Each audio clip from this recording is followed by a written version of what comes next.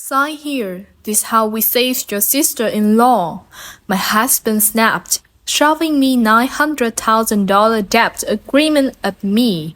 Hi, welcome to my channel. Come listen to my new story.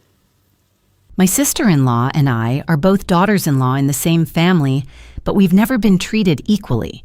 At a family meeting, when I asked for a small amount of money to start over, my husband looked me straight in the face and said casually, "Investing in your sister-in-law is the smart decision. As for you, it's like throwing money out the window." My mother-in-law nodded. My sister-in-law turned away, a slight smirk on her lips. I didn't argue. 3 years later, they attended the city's most prestigious business awards ceremony.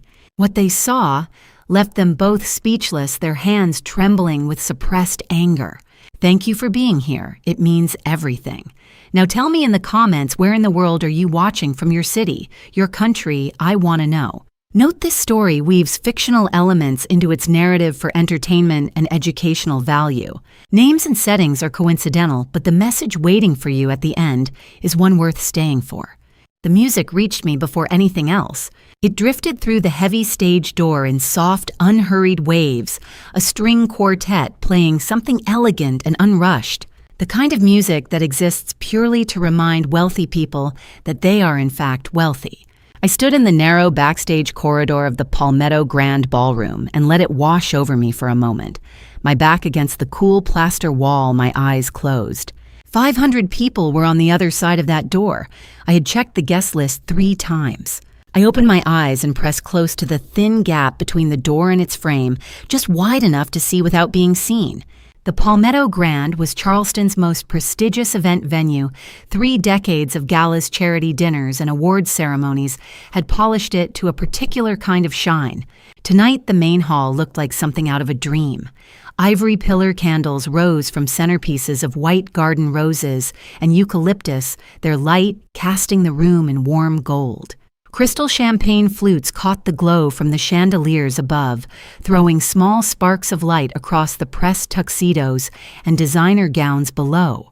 The air smelled faintly of gardenias and expensive perfume, the particular scent of a room full of people who had never once worried about where their next mortgage payment was coming from. I found the Whitmore table without trying. They were seated at one of the prime VIP tables near the front, close enough to the stage that I could read the expressions on their faces. Marcus sat with the particular posture of a man who considered himself the most important person in any room he entered, shoulders back, jaw set, fingers adjusting the knot of his navy silk tie with the slow deliberateness of someone performing for an invisible audience. Beside him, Eleanor Whitmore wore a strand of diamonds at her throat that I knew had been appraised at $40,000. She had mentioned the appraisal at a dinner party. Twice. On her other side, Tiffany Hargrove, my sister-in-law Brett's wife. The woman the Whitmore family had chosen as the gold standard for what a daughter-in-law should be, sat in a red dress that left one shoulder bare, turning her head slowly around the room with the satisfied expression of someone who already knows she's going to win. She had no idea. None of them did.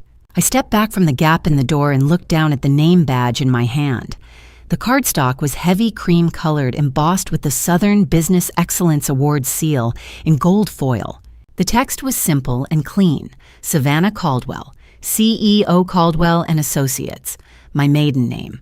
The name I had set aside 5 years ago when I married into a family that never once asked what I was giving up. "Hey." The voice came from just behind my left shoulder, low, calm, steady as bedrock. Jade Okafor appeared at my side, 2 inches taller than me in her heels, her natural hair pinned back in an elegant updo that suited the room perfectly. Jade had been my closest friend since our first year together at business school, the kind of friend who tells you the truth, even when you haven't asked for it, especially then.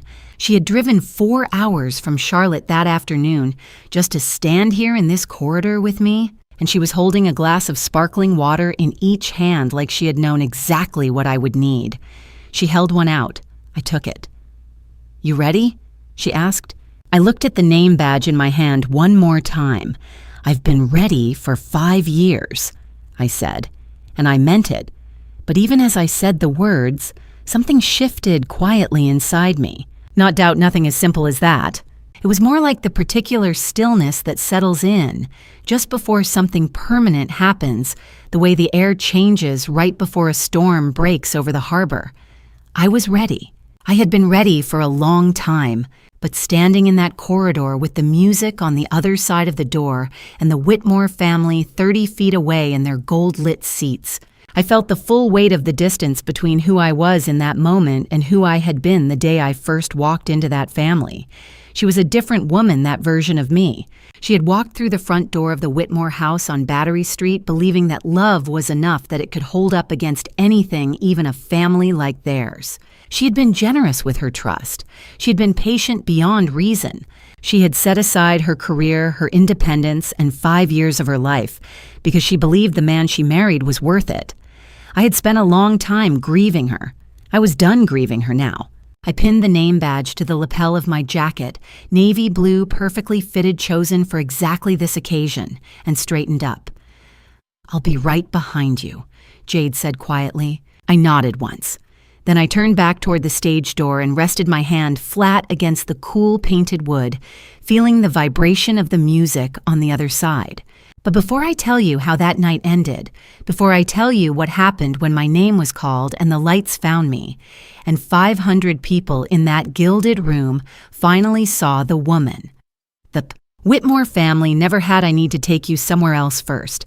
I need to take you back 5 years to the woman I used to be." Because this story doesn't begin in a ballroom. It begins with love. 5 years before that October evening, I was sitting in a corner office on the 14th floor of a building in uptown Charlotte, North Carolina, watching the sun go down behind the city skyline. I was 24 years old. I had worked for that office, not inherited it, not been handed it, worked for it the way you work for something when you know nobody is going to give it to you just for showing up. I had graduated top of my MBA cohort at Fuqua, turned down 2 offers from firms in New York, and accepted a position at Meridian Financial Group in Charlotte because I believed in building something with roots, not just altitude. Within 2 years, I was managing a portfolio that most associates twice my age hadn't touched. My supervisor called me relentless. My clients called me indispensable. I called it Tuesday. I love that job the way you love something that asks everything of you and gives everything back. I was not looking for Marcus Whitmore.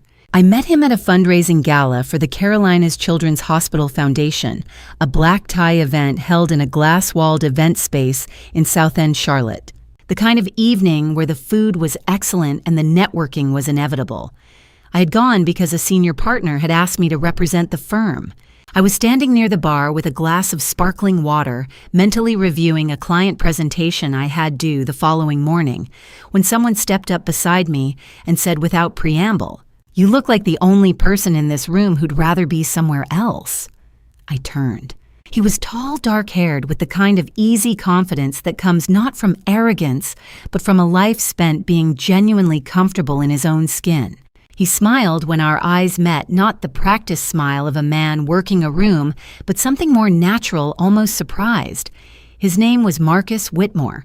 He was 30 years old, Charleston born and raised, and within 10 minutes of conversation, I understood 2 things about him clearly. He was intelligent in the particular way that made intelligence feel like a gift rather than a weapon. And he loved his family with the uncomplicated devotion of a man who had never had reason to question them. He asked about my work. I told him. He listened, actually listened, not the performative half-attention most people offer when they're really just waiting for their turn to speak. When I finished explaining the project I was leading, he shook his head slowly. "That's genuinely impressive," he said. "You're probably the sharpest mind I've met in years."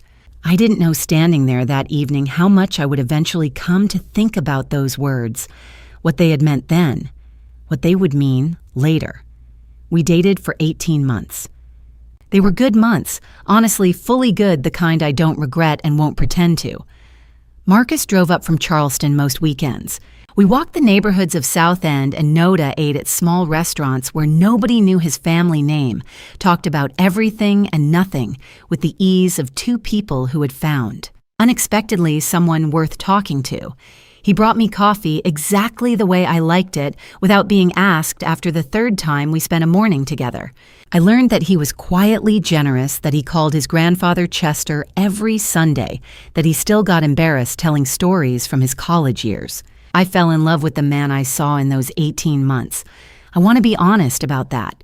I need to be, because nothing that came after makes sense unless you understand that this part was real. We were married in October 2019 at a small ceremony in the garden of the Whitmore family home on Battery Street, Charleston. 27 guests, white roses and late-season jasmine. The harbor visible in the distance over the garden wall, silver and still in the early evening light. I wore my mother's pearl earrings. Marcus cried just a little when I walked toward him and had the grace to look mildly embarrassed about it. I was happy. That is not a complicated statement.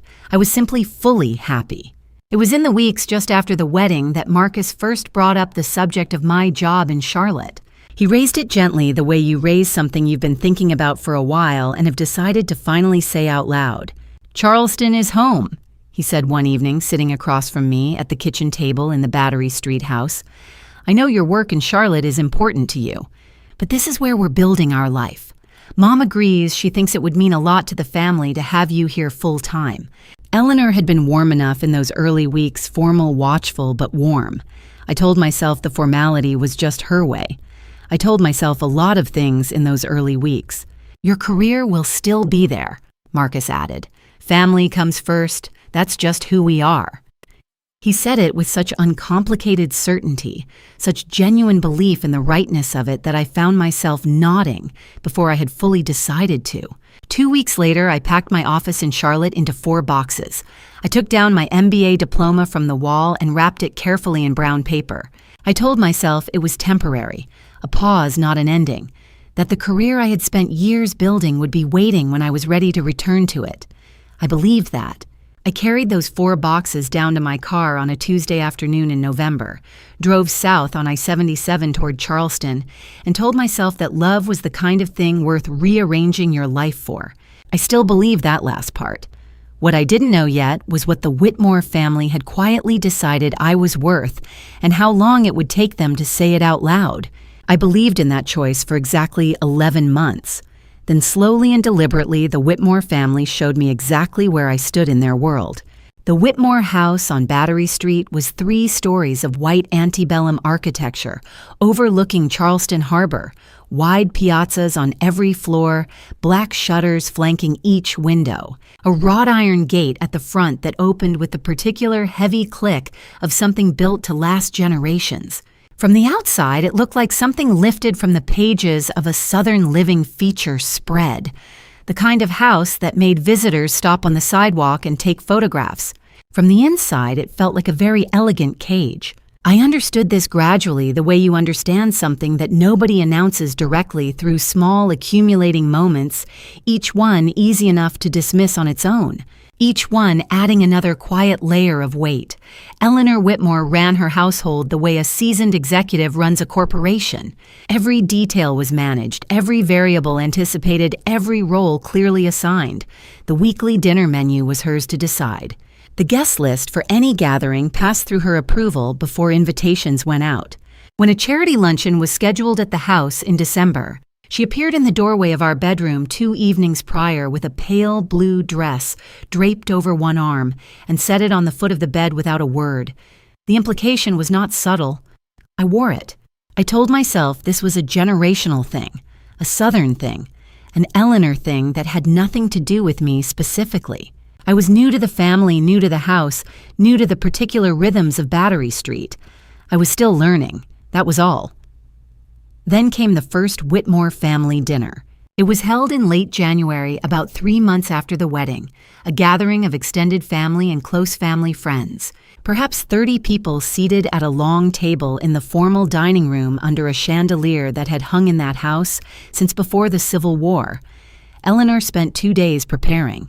The table was set with the Whitmore china, the crystal stemware, the silver that came out only for occasions that mattered.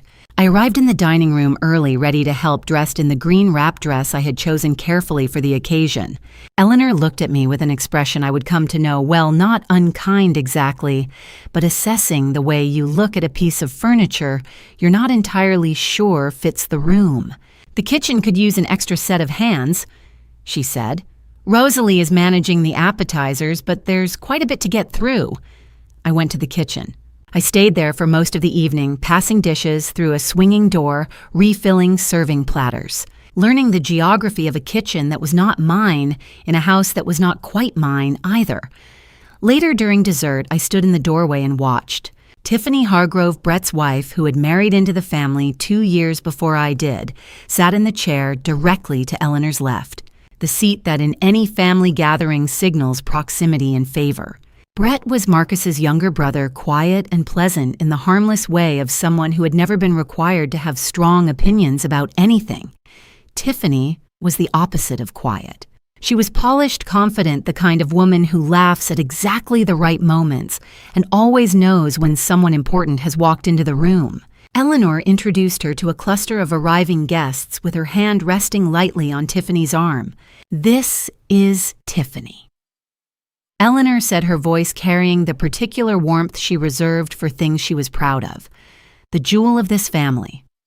Nobody introduced me that evening, not in that way. Not in any way, really. When the last guests had gone and the kitchen had been cleared, I found Marcus in the study and told him quietly what had happened. He was loosening his tie, half his attention still on his phone. He looked up when I finished. "Mom just has strong opinions about how things should go," he said. "You'll understand eventually. It's just her way." He said it with such effortless certainty, as though my discomfort were simply a matter of unfamiliarity, something time would sand smooth, that I almost believed him. Almost. The photograph had been there since the day I moved in. It hung on the staircase wall between the second and third floors, a large family portrait in a heavy gilt frame, the kind that gets commissioned formally, the kind where everyone wears matching colors and stands in careful arrangements. Chester and Eleanor at the center, their children flanking them, grandchildren arranged in front. Every Whitmore, every branch of the family accounted for, included present. I had been married for 8 months when I finally stopped and looked at it directly. My face was not in it. I asked Eleanor about it one afternoon carefully, without accusation, the way you ask about something you're hoping has a simple explanation. She glanced at the photograph, then back at me with an expression of mild patience. "We'll have a new one taken when the time is right," she said. The time was never right. I painted over that particular hurt with the same brush I had been using since January. Marcus was kind in private. The house was beautiful. The life we were building had good bones, I told myself. Families took time. Trust took time. Everything worth having required patience. I poured my patience into that house like water into dry ground, waiting for something to grow. Marcus stood beside his mother every time it mattered. Every quiet moment where he might have said something held his ground, reminded Eleanor that I was his wife, and not a guest whose presence required justification he let pass. Not cruelly, not deliberately. He simply chose again and again the path of least resistance. And the path of least resistance always ran directly through me. I told myself I could wait it out. I spent the better part of 2 years telling myself that. Then came a Tuesday afternoon in April, and I understood once and for all exactly what the Whitmore family had decided I was worth. Chester Whitmore, Marcus's grandfather, passed away quietly on a Tuesday morning in February 2021. He was 81 years old, and he was the only member of that family who had ever looked at me like I was a complete human being. Chester had a particular way of listening fully without the half-distracted politeness most people substitute for actual attention. When I spoke at the rare family dinners where I was permitted a seat at the main table rather than a post near the kitchen, Chester would turn toward me and listen the way people listen when they genuinely want to know what you think. He asked follow-up questions. He remembered things I had said months earlier and referenced them later casually, as though what I said had stayed with him. Once, when Eleanor made a comment that landed just slightly too hard in my direction, Chester had looked across the table at her with quiet steadiness until she changed the subject. He never explained himself. He never made a speech about it. He just saw me. In a house full of people who had largely decided not to, that was not a small thing. 3 months after his funeral, Eleanor called a family meeting in the front parlor. The parlor was a formal room, the kind used for occasions that required a certain stiffness, not the casual warmth of the kitchen or the comfortable disorder of the back study. Eleanor had set out a tray of coffee she didn't offer to anyone. Marcus sat in the high-back chair nearest the window, spine-straight expression, composed the posture of a man who already knew what was coming and had already decided how he felt about it.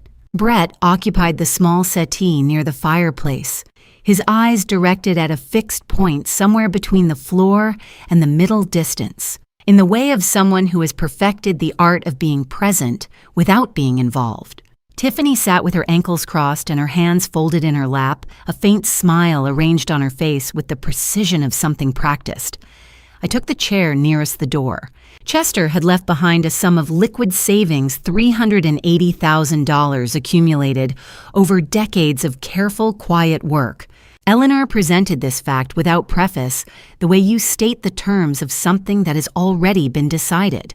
"We've discussed this as a family," she said, meaning herself and Marcus, "and we've agreed the right thing to do is invest Chester's savings where they'll do the most good." She paused to let the weight of the word invest settle. Tiffany has the vision, the connections, and the Hargrove family name behind her. We're putting the full amount toward her import-export venture. It's what Chester would have wanted. I let a beat of silence pass. Then I spoke. I had rehearsed nothing. I kept my voice level and my hands still in my lap. "I'd like to ask for $45,000, I said, not as spending money as an investment in my own direction. There's an executive business program at Fuqua I've been looking at. It would take 8 months, and it would cost roughly that amount. I'd like the opportunity to build something again." The room was quiet for a moment. Then Marcus turned to look at me, and something in his expression had shifted into a register I hadn't seen before. It wasn't anger. It was something more final than anger, the particular coldness of a man stating a fact he considers too obvious to require discussion. "You're a housewife, Savannah," he said. "Putting money into you is throwing it away. Tiffany has real leadership potential. She's going to generate actual returns. Just stay in your lane." Eleanor didn't hesitate. She nodded once with the mild approval of someone who has heard an argument she finds entirely reasonable. Tiffany looked sideways toward the window with the careful neutrality of a person who does not want to be seen enjoying something too openly. Brett stared at the floor. I looked at Marcus. I held his gaze for 3 full seconds, long enough to make it a choice, not a reflex. I did not cry. I did not raise my voice. I did not tell him what his words had just done because I understood in that moment with complete clarity that telling him would change nothing. He already knew the weight of what he'd said. He had chosen to say it anyway. I nodded once, slowly, and I said nothing more. The meeting ended the way meetings end when everything that was going to be decided has been decided before anyone sat down. Eleanor moved on to some household matter. Brett excused himself. I sat still while the room rearranged itself around me. When Marcus stood to leave, he paused beside Tiffany's chair and placed one hand briefly on her shoulder. "Congratulations," he said, with a warmth I had not heard directed at me in a very long time. "This family believes in you." He walked out of the parlor without looking back. I sat in that chair for another few minutes after everyone had gone, listening to the sound of celebration drifting up from the kitchen below Eleanor's voice. Tiffany's laugh. Marcus saying something I couldn't make out. The sounds of a family marking a moment that mattered to them. Then I stood up, walked upstairs to our bedroom, and closed the door behind me. At the foot of our bed sat the old cedar chest that had belonged to Chester, solid and dark-grained brass latches worn smooth from years of handling. I had walked past it every day for 18 months without once opening it. That night, for the first time, I did.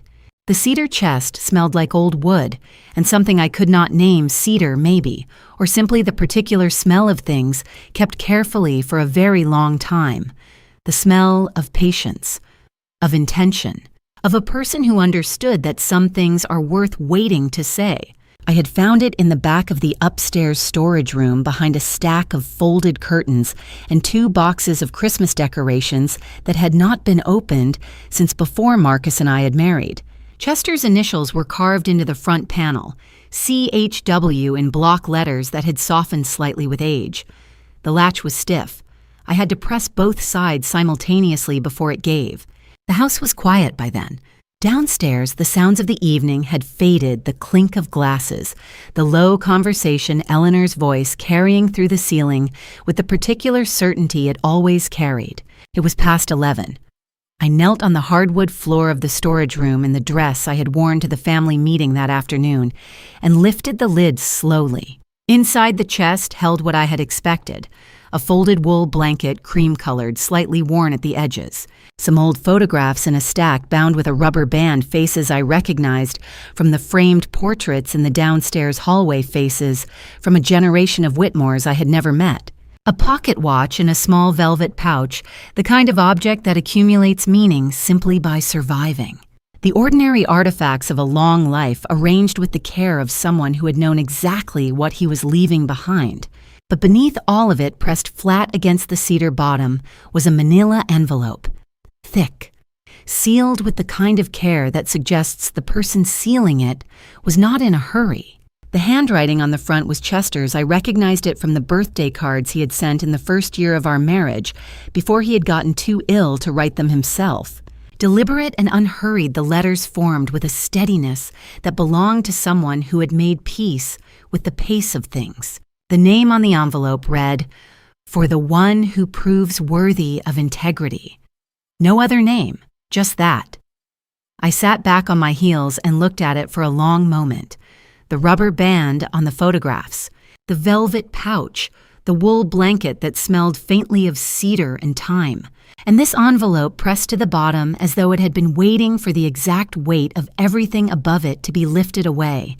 My hands were steady when I opened it. I don't know why I had expected them to shake. The envelope held 2 things. The first was a letter 3 pages handwritten on plain white paper in the same deliberate hand as the envelope. I had not sat down, but I sat down now cross-legged on the storage room floor, and I read it the way you read something you understand you will need to read more than once. I have watched this family for 60 years, Chester had written. Money has a particular way of showing people who they really are. It strips away the performance and leaves only the truth. If you are reading this, you already understand what I mean. I am sorry it took me so long to act. I hope this finds you before it is too late. He wrote that he had seen things he was not proud of, that he had stayed quiet in moments when he should have spoken, that there was a woman in his grandson's life who reminded him of the kind of person this family had once been, before comfort had gradually, imperceptibly replaced character over the course of 3 decades. He did not use my name anywhere in the letter. He didn't need to. I was the only person in that house who had ever been handed this envelope. He wrote one more thing before the letter ended. He wrote that he believed the right person would know what to do with what he had left, and that the only thing he asked in return was that she act with the same integrity that had led her to open the chest in the first place, not out of desperation, but out of a willingness to see things clearly. I folded the letter carefully and set it aside. The second item was a set of legal documents, and here I need to be precise, because what Chester had placed in that cedar chest was entirely separate from the $380,000 Eleanor had announced at the family meeting that afternoon. That money, the liquid savings in Chester's personal accounts, was what Eleanor had always known about. It was the money she had controlled, allocated, and directed toward Tiffany without a moment's hesitation. That money had left my reach before I ever had a chance to ask for it. What I held in my hands was something different, something Eleanor had no knowledge of. The documents had been prepared by a law firm called Sullivan and Crane, based in Columbia, South Carolina, not Charleston. Chester had driven 45 minutes from home to engage a firm where he had no existing relationships, no history, no name recognition. He had done it quietly in 2018, more than a year before Marcus and I were married. He had told no one. What he had created was called the Chester Whitmore Integrity Trust, a revocable living trust, fully legal under South Carolina law, structured to transfer outside of probate and entirely beyond the reach of any family member's knowledge or interference. The trust held Chester's private real estate holdings in the Battery District and a portfolio of equity positions he had built over 4 decades' assets Eleanor had never had visibility into, because Chester had kept them in a separate account under a holding company name since the 1990s.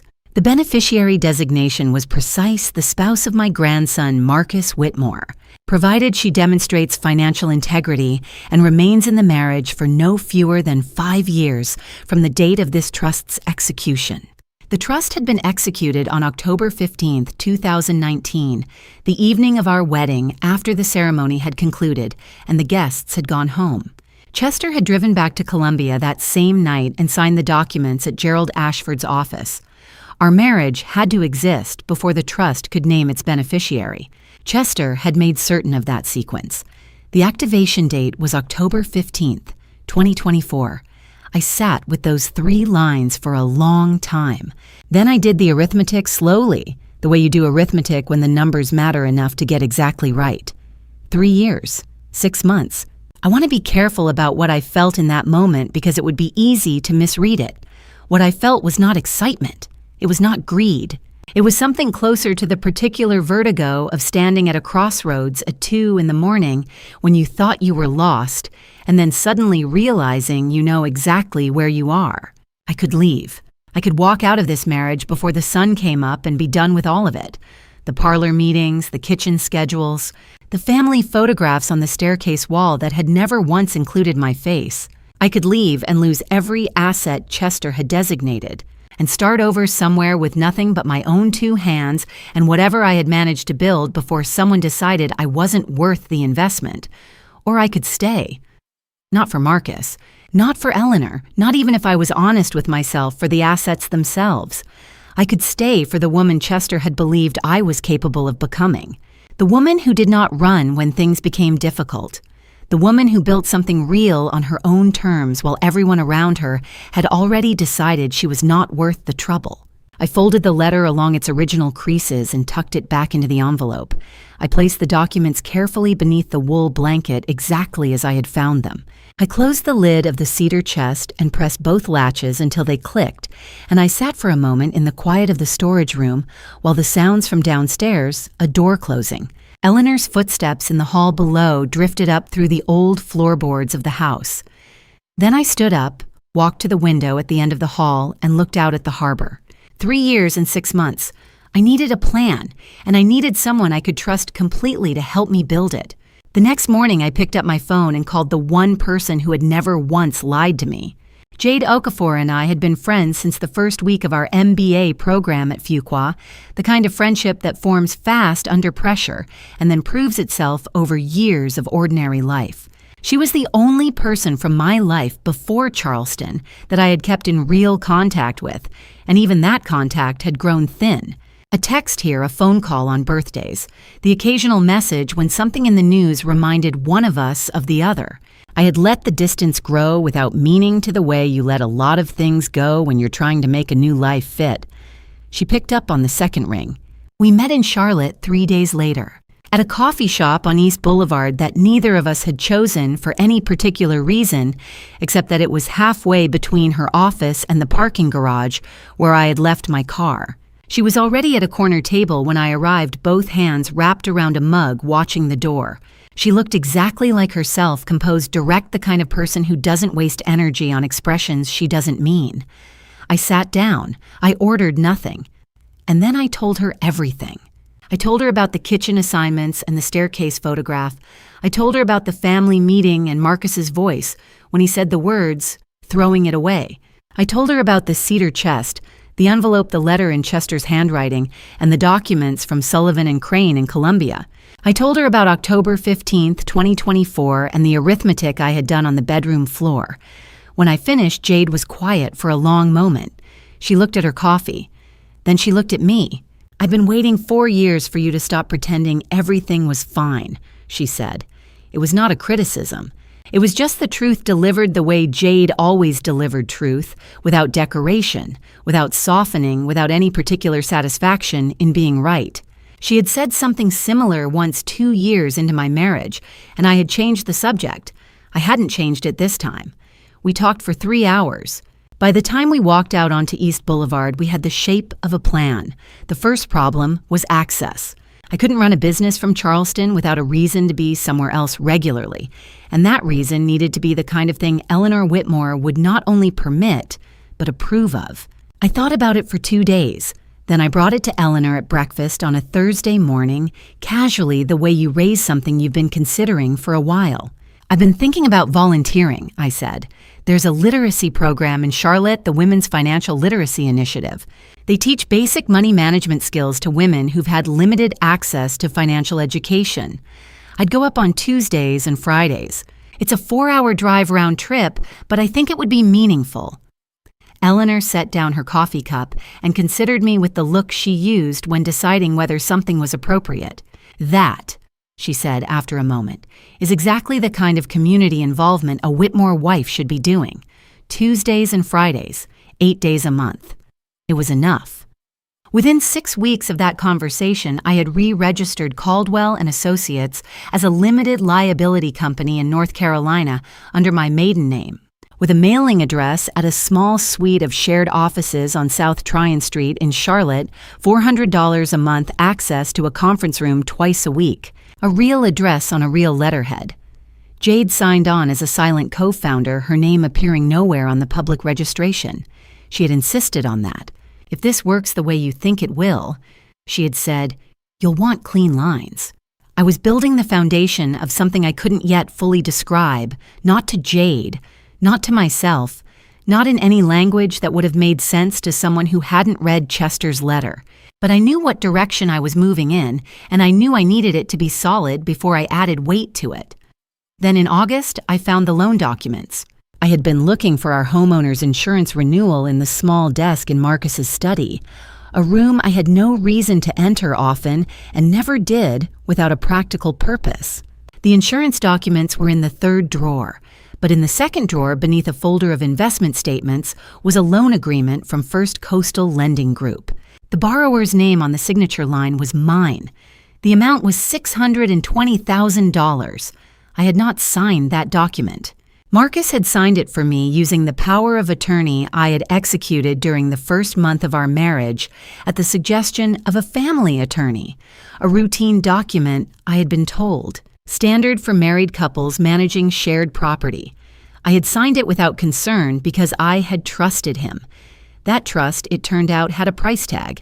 I did not confront him. I did not call a divorce attorney.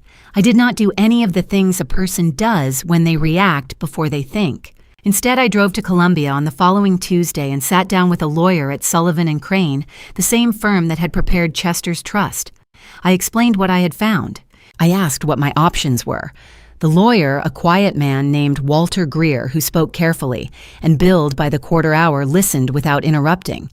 What we prepared together was a ratification and indemnity agreement, a document through which I formally acknowledged the loan Marcus had taken in my name, which prevented me from later claiming I had been defrauded without my knowledge, while simultaneously attaching an indemnification clause that transferred all legal and financial liability back to Marcus in the event of any default dispute or enforcement action. It was precise. It was airtight. It required Marcus's signature on nothing. Walter Greer slid the executed copy across his desk toward me. "This is as solid as these instruments get, Ms. Caldwell," he said. "He won't know it exists until it's far too late to matter." I folded it carefully, placed it in my bag alongside a copy of Chester's trust documents, and drove back to Charleston in time to start dinner. Marcus came home at 6:15 and asked how the volunteer session had gone. "Really meaningful," I said, setting a pan on the stove. "I'm genuinely enjoying it." He nodded, loosened his tie, and poured himself a glass of water. The conversation moved on, it always did. Tuesdays and Fridays belonged to Charlotte now. And Charlotte slowly and deliberately was beginning to belong to me. In September 2021, on a Tuesday, I had designated as a volunteer day. I drove to Charlotte for a different reason than usual. The Carolina Financial Leadership Summit was held annually at the Westin in Uptown Charlotte, 2 days of panels breakout sessions, and the kind of networking that matters more than most people admit out loud. I had registered under my maiden name 3 weeks earlier, paid the fee from the Caldwell and Associates account, and told Eleanor I had an extended literacy session that day. She had nodded without looking up from her garden magazine, which was the most useful thing she had done for me in months. I parked in the deck on College Street and sat in the car for a moment before going in.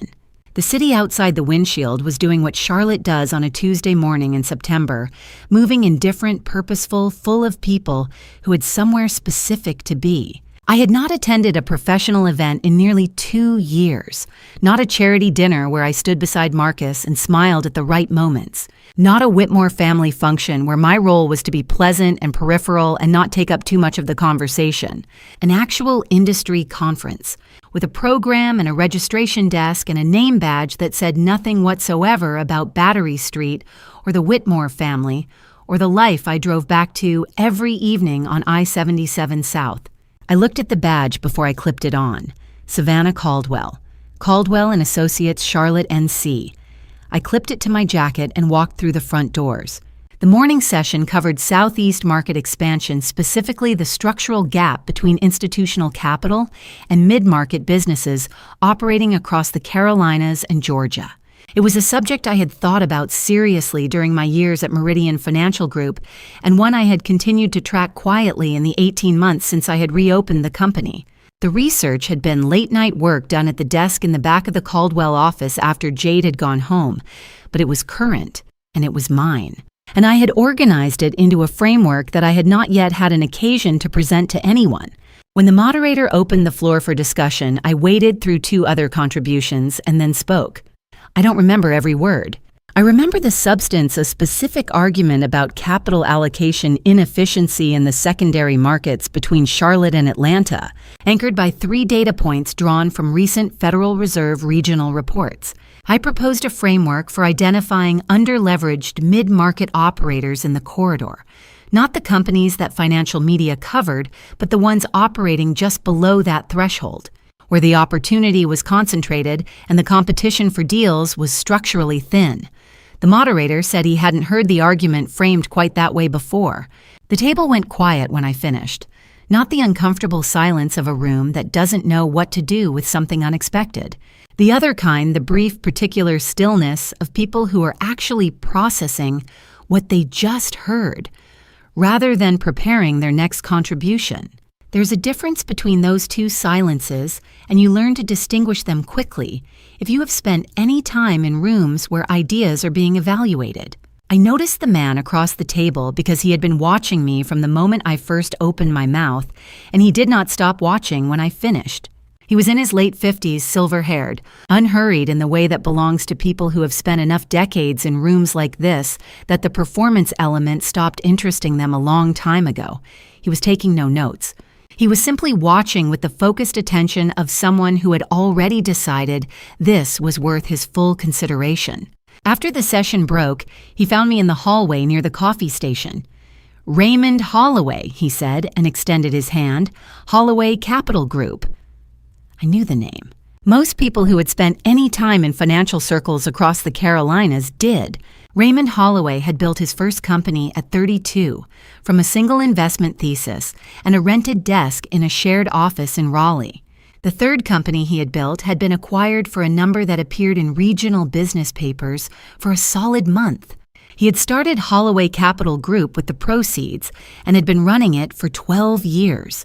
He had a reputation for being precise, unhurried, and almost entirely uninterested in impressing anyone. He was not a man who introduced himself to people out of social obligation. "I have sat through 40 years of financial panels," he said, without any preliminary. "You were the only person in that room who was actually thinking. Everyone else was performing." I thanked him. He waved it away. "I'm not flattering you," he said. "I'm observing. There's a difference." He looked briefly toward a pair of chairs near the window, removed from the main flow of foot traffic moving through the corridor. "Do you have 10 minutes?" We talked for 45. I told him what was true, that I had stepped away from a career in financial consulting when I relocated to Charleston, that I had recently reestablished my own firm in Charlotte, that I was in early stages with a growing client base and a clear strategic focus. I did not tell him about the cedar chest. I did not tell him about the trust documents or the arithmetic of October 2024, or the particular mathematics of staying in a marriage for reasons I had not shared with anyone except the woman I intended to call when I got back to my car. I did not tell him about the family meetings or the photograph on the staircase that still did not include my face. Some things you share when you know someone. Some things you never share at all. What I told him was enough. He leaned back in his chair when I finished and looked at me the way Chester used to look at me across the dinner table in the early months of my marriage, like someone taking a full and unhurried accounting of what was actually in front of them without the overlay of expectation or social performance. I had not been looked at that way in a long time. I know what it looks like when talent gets buried, he said. I've made that mistake myself. Once, a long time ago, with someone who deserved better from me. He paused, and the pause had the quality of something he had carried for a while. I don't watch it happen anymore when I have the option not to. He said he wanted to make a straightforward offer. He would come on as a strategic advisor to Caldwell and Associates, not for a fee, because fee arrangements created obligations that sometimes became complicated in ways that weren't useful, but for an 8% equity stake in the company. He would bring his network, his perspective, and 30 years of pattern recognition to whatever I was building. That's an unusual offer, I said. You're an unusual situation, he said simply. I told him I would think about it. He said that was the right answer and handed me his card, plain white stock, just his name and a direct number, nothing else. I called him from the parking deck before I left Charlotte that afternoon, with the city sounds coming through my open window and the particular amber light of a September afternoon in the Carolinas falling across the concrete. I told him yes. The drive back to Charleston took 2 hours and 40 minutes on I-77 South. Marcus was on the couch watching a college football game when I came through the door, still in my conference clothes, my bag over one shoulder. He glanced up with the mild curiosity of someone who had not been waiting. How were the kids at the literacy program? He asked. Making real progress, I said. I hung up my jacket and went to start dinner, thinking about Raymond Holloway and 8% equity and the slow, patient architecture of building something that no one in that house could yet see. Raymond became the framework for what came next. But the most significant move I made that autumn had nothing to do with a conference room or a strategic partnership. It had everything to do with money that had been sitting far closer to home than anyone around me could possibly have imagined. For the next 14 months, I lived 2 lives, and I lived both of them with complete precision. The architecture of it was simple, even if the execution was not. Tuesdays and Fridays belonged to Charlotte. Every other day belonged to Charleston. On paper, nothing had changed. On paper, I was still the Whitmore wife who volunteered with a literacy program and kept the house running and showed up to every family dinner with the right expression arranged on her face. What happened inside that architecture was something else entirely. In Charlotte, I was Savannah Caldwell. I sat across conference tables from clients who wanted to understand their balance sheets, walked Raymond through quarterly projections in a shared conference room on South Tryon Street, and made decisions that I was solely responsible for and solely proud of. Raymond had a way of asking questions that assumed competence, not the patronizing kind of question that explains itself as it asks, but the kind that expects a real answer and waits for one. Working with him reminded me what it felt like to be taken seriously by someone who had no reason to flatter me. In Charleston, I was Mrs. Whitmore. I cooked, I attended. I smiled at the appropriate moments, asked the appropriate questions of Eleanor's appropriate guests, and left no evidence that any part of my mind was somewhere else. The discipline required to maintain both of those lives simultaneously was something I had not fully anticipated. It was not the logistics that were hard, the scheduling, the driving, the careful management of what I said and what I didn't say. It was the emotional arithmetic of it. the constant low-level calculation of how much of myself I was allowed to be in any given room. Eleanor's behavior had been sharpening steadily since the spring. The comments came more often now and with less pretense of being incidental. At a family dinner in February 2022, she raised her glass midway through the main course unprompted, the way people do when they want everyone to pay attention to something they have already decided is important. "To Tiffany," she said, her voice carrying easily to every corner of the dining room. "The woman who is building something real for this family." Marcus raised his glass. Brett raised his glass. The cousins and the family friends and the assorted Whitmore adjacents raised their glasses. I raised mine too because that was the role I was playing, and I played it completely. What I did not do was stop remembering. I had learned over those 14 months to store things carefully. Every dismissal, every redirection, every moment in which I was visibly subtracted from the equation of a room full of people who claimed to be my family, I kept all of it. Not out of bitterness, out of clarity. The night that nearly broke me came on a Wednesday in March. Marcus had invited 2 colleagues home for dinner, men he worked with in the Charleston real estate market. Loud and amiable, in the way of people who spend a lot of time trying to impress each other.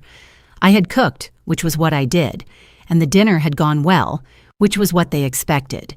Afterward, I cleared the dessert plates while the 3 of them moved to the living room with their drinks.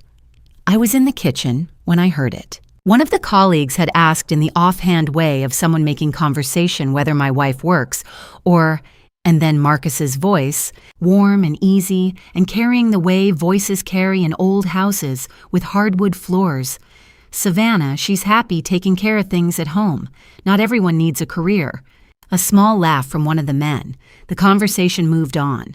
I set down the plate I was holding and stood at the kitchen counter for a long moment, looking at nothing in particular. I drove to a gas station on Rutledge Avenue afterward on the pretense of needing milk. I sat in the parking lot with the engine running and the radio off my hands in my lap this time, not on the wheel. I found Marcus's name in my contacts.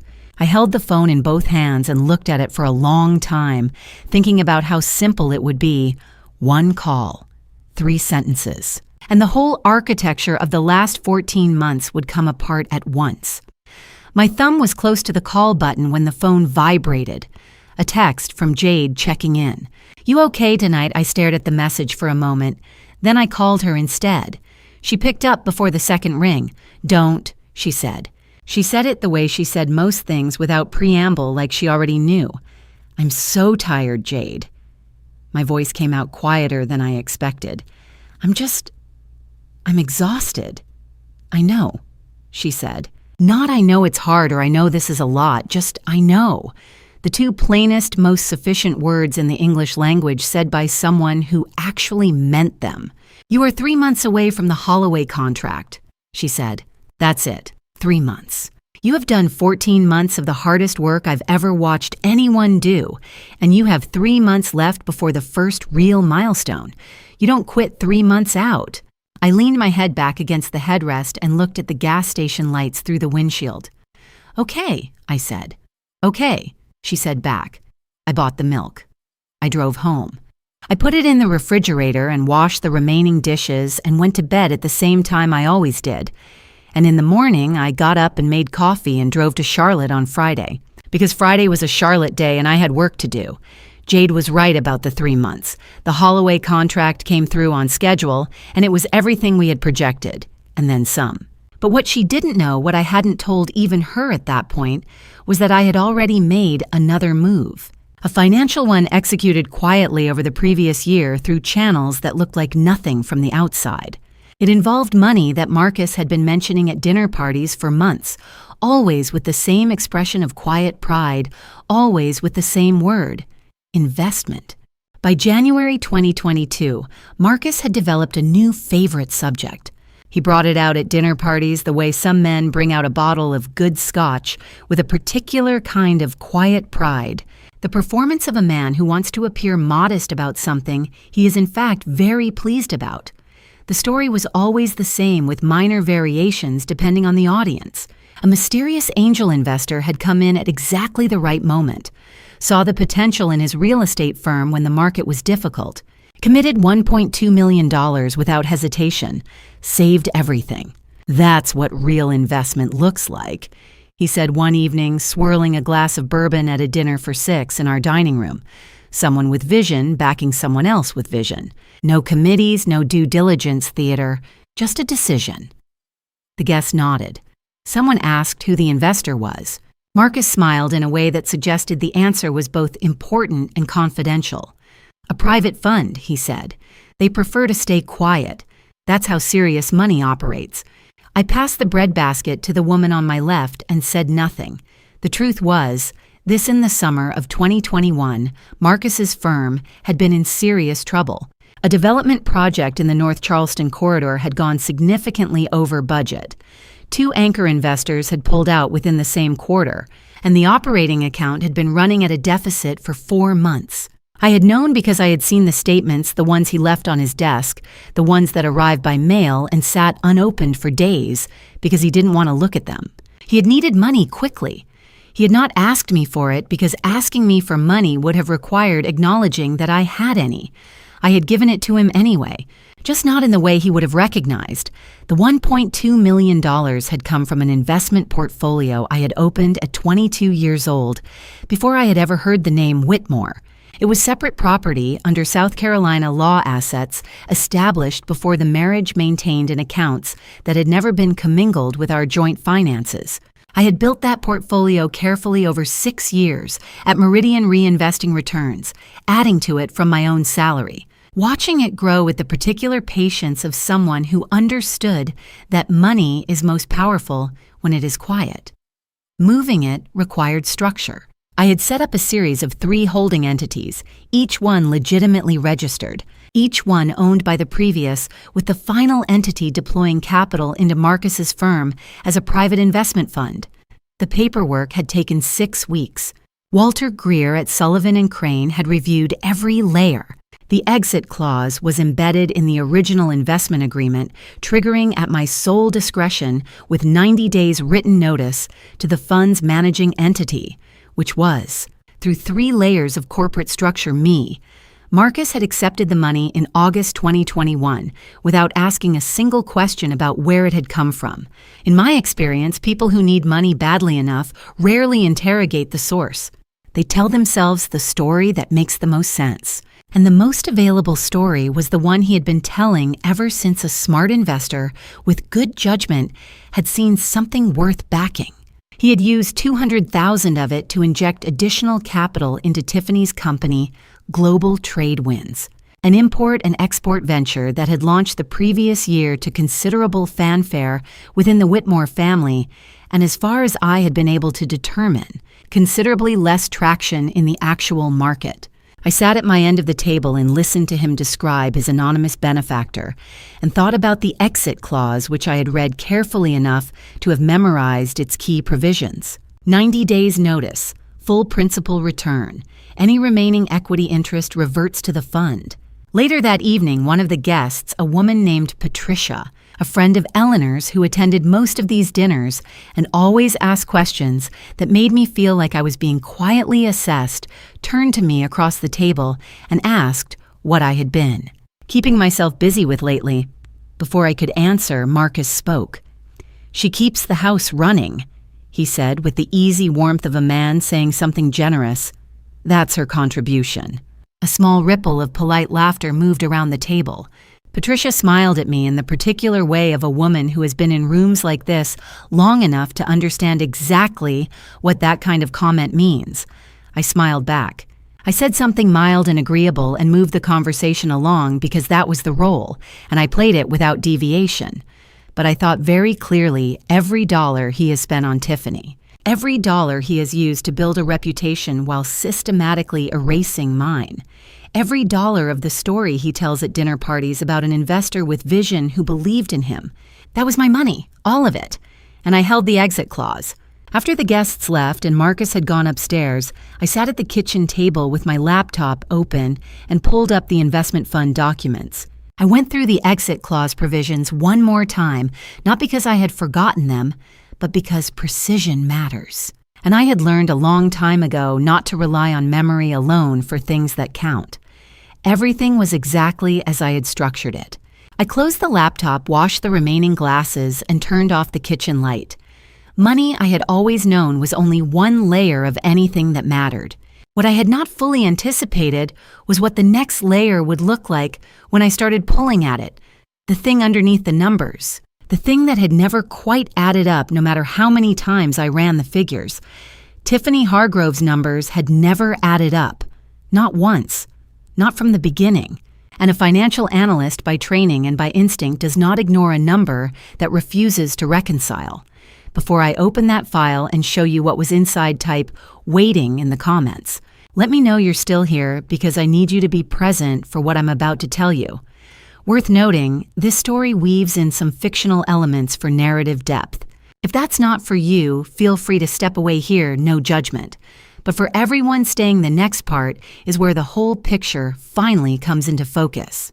I didn't set out to find what I discovered about Tiffany Hargrove. I was only looking for a discrepancy in Global Tradewind's quarterly report, and that discrepancy led me somewhere I never expected to go. It started on a Tuesday in June 2022. Marcus had left for a golf weekend in Hilton Head with Brett, and Eleanor had gone to her garden club luncheon on Ligari Street. The house on Battery Street was quiet in the way it rarely was. No heels clicking on marble, no voice calling from another room to ask whether the caterer had confirmed for Saturday. I made myself a cup of coffee, sat down at the small writing desk in the back study, and opened my laptop. As the silent co-owner of Caldwell & Associates, I had access to the internal financial dashboards of Global Tradewinds, the company Tiffany ran under the Caldwell umbrella, the one the Whitmore family spoke about at dinner as though she had built it from ocean air and ambition alone. I wasn't looking for anything unusual. I was running a standard quarterly reconciliation, the kind I did every 6 weeks to make sure the numbers Raymond and I had agreed on were holding. Routine, methodical, unremarkable. Then I saw it. A line item in the Q2 operating report. Vendor disbursement offshore logistics marked as cleared, $47,000. But when I cross-referenced it against the accounts receivable register, there was no corresponding invoice, no vendor name, no confirmation number. Just a date and a dollar amount floating in white space like something someone had hoped no one would notice. I should have closed the laptop, should have flagged it to Raymond and let the process do its work. Instead, I pulled the full disbursement history, going back to the original $380. 000 allocation from Chester's estate, the inheritance Eleanor had announced in that spring 2021 meeting as an investment in the family's future, in Tiffany's vision, in the kind of woman who built real value for the Whitmores. What I found took me 2 hours to fully map. Of the $380,000, only $90,000 had moved through Global Tradewind's registered operating accounts in any traceable documented way. The remaining $290,000 had been redirected not in a single transfer, but across 11 separate transactions, each under $30,000, each routed through a holding entity called Hargrove Pacific LLC. The registered address on file for Hargrove Pacific LLC was not in Charleston. It was not in Charlotte. It was a postal suite in Atlantic City, New Jersey. I sat back in Chester's old chair, the one I'd brought down from the attic the previous winter, because it was the only seat in that house that ever felt like it had been placed there for someone who was meant to think, and I stared at the screen for a long moment. 11 transactions, structured carefully to avoid automatic reporting thresholds. Someone had known exactly what they were doing. I made a second cup of coffee and kept going. The next thread I pulled was the one I had been half aware of for months, but had never directly examined Tiffany's credentials. She sat at every Whitmore dinner table as a woman of substance, globe-trotting, deal-making, internationally educated. Her biography on the Global Tradewinds website listed an MBA from the Hargrove International Business Institute class of 2014, with concentrations in international trade and financial risk management. It was a credential that had never come up in any of the due diligence Raymond's team had run because no one had thought to question it. I opened the U.S. Department of Education's accreditation database. I typed in the name. No results found. I searched 3 additional databases: the Database of Accredited Post-Secondary Institutions and Programs, the Council for Higher Education Accreditation Registry, and the National Student Clearinghouse's Institutional Index. The Hargrove International Business Institute appeared in none of them. It did not exist in any recognized form in the American educational record. I checked for international equivalencies next, working through the Foreign Credential Evaluation Services listed by the National Association of Credential Evaluation Services. There was no corresponding institution anywhere in their records, either no British counterpart, no Canadian affiliate, no offshore campus, operating under a recognized accreditation body. Tiffany Hargrove had an MBA from a school that did not exist. I closed the database tab and sat in the silence of that back study for a full 3 minutes without touching the keyboard. The third piece came almost quietly, the way the last detail in a long equation sometimes resolves without drama once the others are in place. I pulled Global Tradewind's most recent liability summary, the one I had access to as part of the Caldwell management layer, and ran it against their public filings with the South Carolina Secretary of State's office. The internal document showed $180,000 in outstanding debt vendor accounts, past due an unpaid line of credit, and a deferred tax obligation that had been rolled forward twice without resolution. None of this appeared on the version of the balance sheet that Tiffany had presented to the Whitmore family in March. The discrepancy wasn't a rounding error. It wasn't a timing difference. The debt had been smoothed over in the family-facing version by entries that reversed themselves before the quarter closed on paper. Someone had paid an outside bookkeeper to make $180,000 in liabilities, invisible for long enough to keep the family's confidence intact. I photographed every screen with my phone. I exported the transaction logs to an encrypted folder on the Caldwell server, a folder only Jade and I could access. I printed nothing, took nothing out of the house. I worked inside the system I already owned in ways that left no visible trace that anyone had looked. When I was done, I shut the laptop. I did not call Marcus. I did not draft an email. I did not pick up the phone and tell Raymond, though part of me wanted to hear his measured voice say what I already knew, that this was serious, that this changed things. That the people who had called Tiffany Hargrove the jewel of the Whitmore family had been looking at Pace the entire time. But I had learned something in the past year that I had not known at the beginning of this marriage, the difference between the moment you discover a truth and the moment you use it. One is about knowledge, the other is about precision. I had spent too long in this house being dismissed as someone without patience for the long game. I was not going to prove them right now. I organized the evidence into a single encrypted document.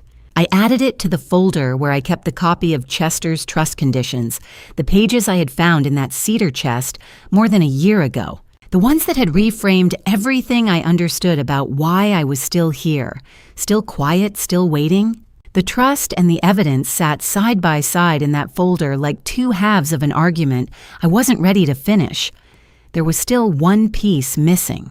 Something in the structure of Hargrove Pacific LLC that I couldn't fully read from where I stood.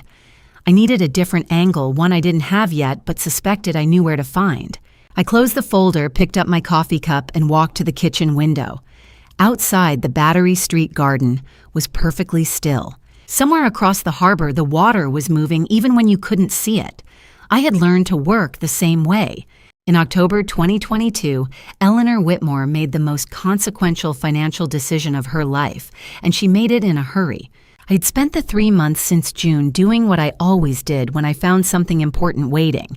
The folder on the Caldwell server held everything I had uncovered about Tiffany Hargrove: the redirected inheritance, the phantom credential, the concealed debt, and I had neither added to it nor removed anything from it. I was still tracing the structure behind Hargrove Pacific LLC, still looking for the angle that would make the picture complete.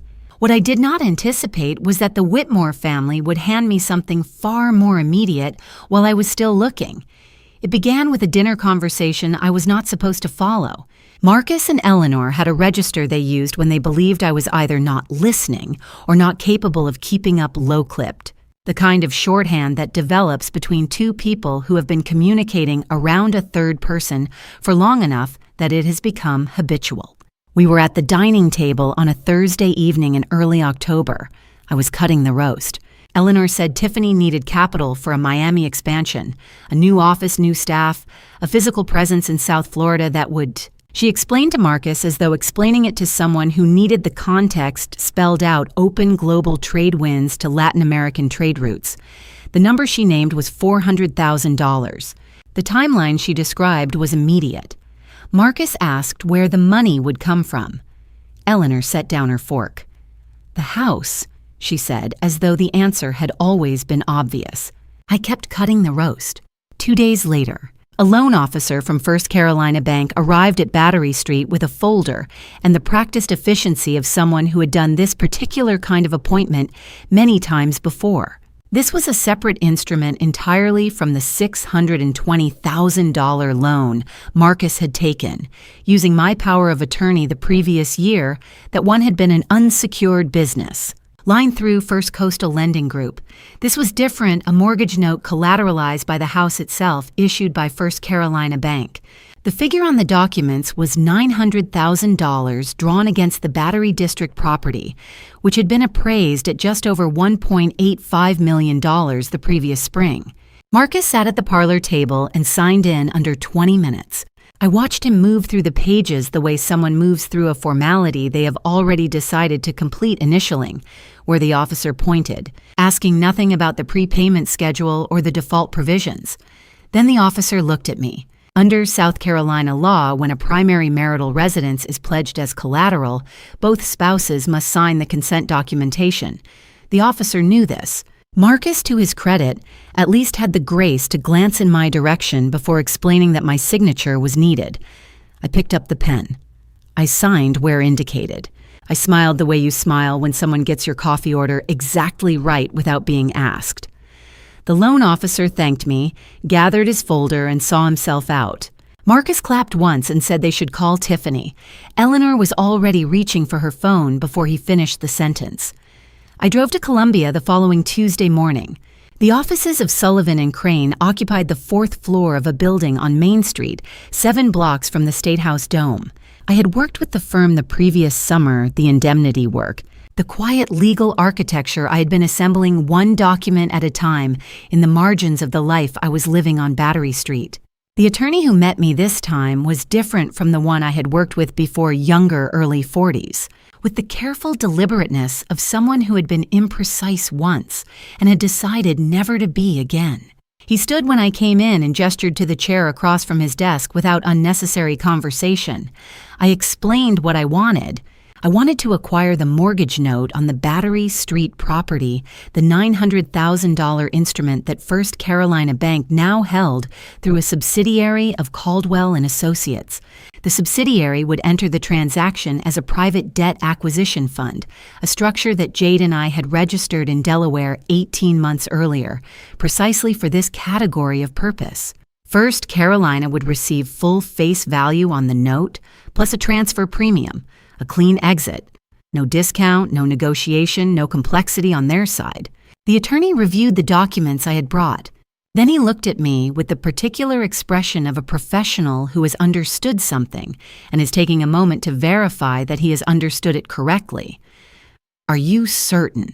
he said. "This is your primary residence." "That's exactly why I'm certain," I said.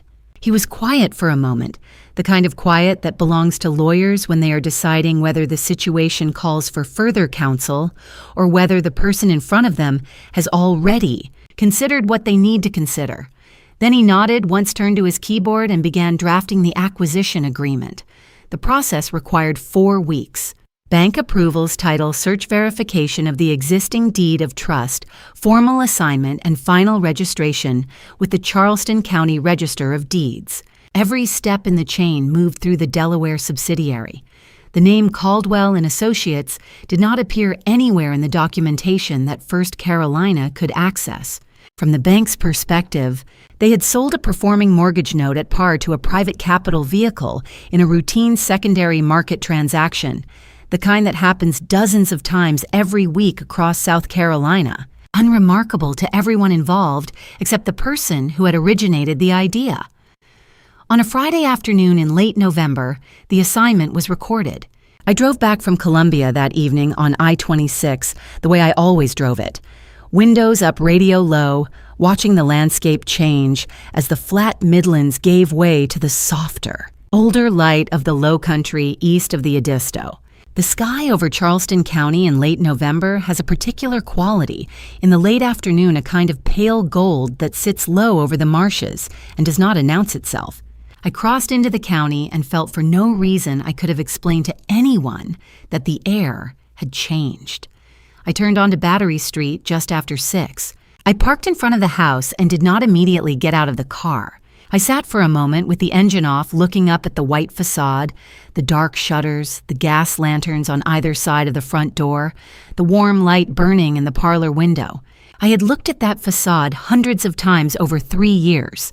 I had looked at it from this exact angle on the morning of my wedding, from the passenger seat of the car that had taken us to the church. I had looked at it coming home from Columbia after the indemnity work, and from Charlotte after the summit, and on dozens of ordinary evenings when the looking was purely automatic. That evening, it looked different. Not the building itself. The building was exactly what it had always been.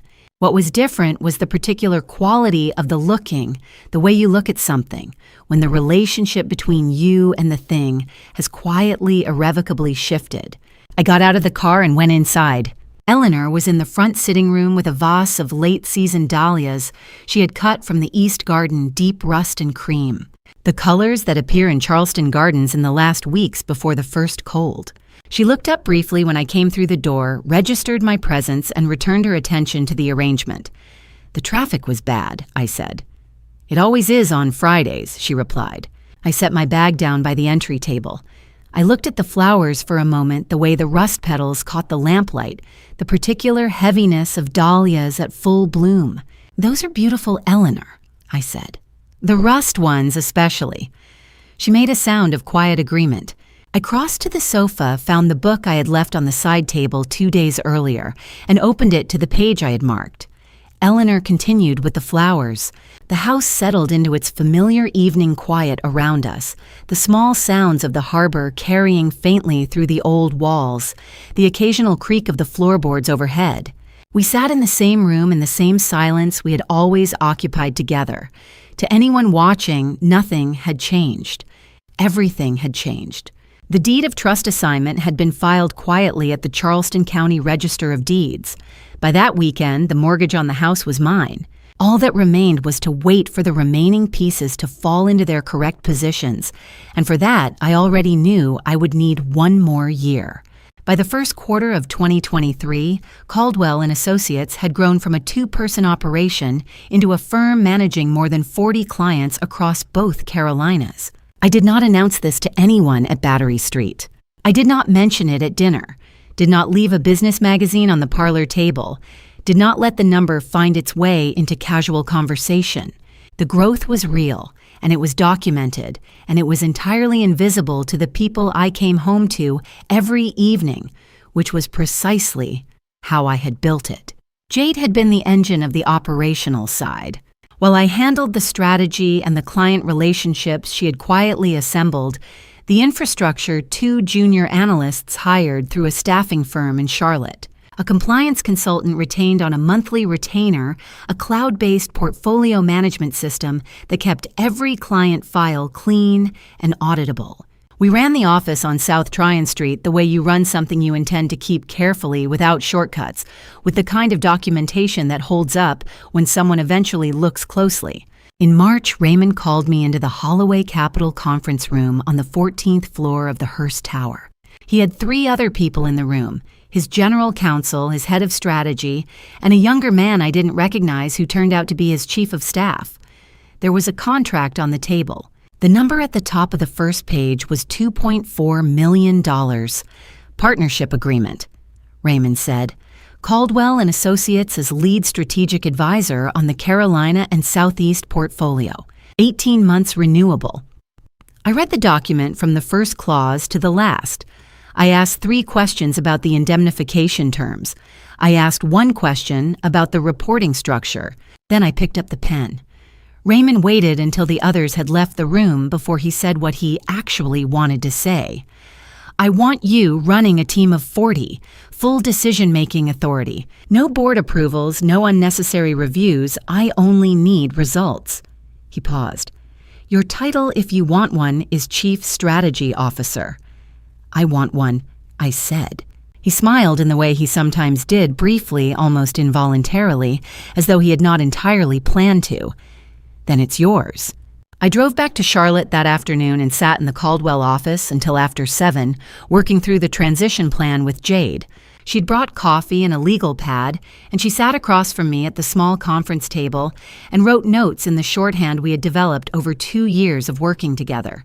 At one point, she looked up and said, "You know this changes everything." "It changes some things," I said. "Not all of them." She understood what I meant without my having to explain it. 2 weeks later, I received a letter from the Carolina Emerging Business Alliance informing me that Caldwell and Associates had been selected as the recipient of the 2023 Emerging Entrepreneur of the Year Award for the Charlotte Metro region. The ceremony was a Thursday evening in April at the Westin on West Trade Street. Jade wore a green dress. Raymond sat at our table and did not make a speech, which was how I had asked him to handle it. When they called my name and I walked to the front of the room, I accepted the award with both hands. I said what was true, that the company had been built in the margins of time that other people had not wanted, and that the work had been done by people who believed in it before there was any visible reason to. I thanked Jade by name. I thanked Raymond by name. I said nothing else that required explanation. I drove home to Charleston that night. The house on Battery Street was lit from the inside when I turned onto the street. I could see the parlor light through the front windows. I sat in the car for a moment before going in the award, a small crystal piece, heavier than it looked in my bag on the passenger seat. Inside, Eleanor was on the phone. Marcus was in the kitchen. The evening was ordinary in every surface way, which was how most evenings were. We ate dinner at 8. Midway through the meal, Eleanor set down her fork and made the announcement she had clearly been holding since the afternoon. Tiffany Hargrove had been nominated for the Southern Business Excellence Awards, the Young Entrepreneur of the Year category, for her work building Global Trade Winds.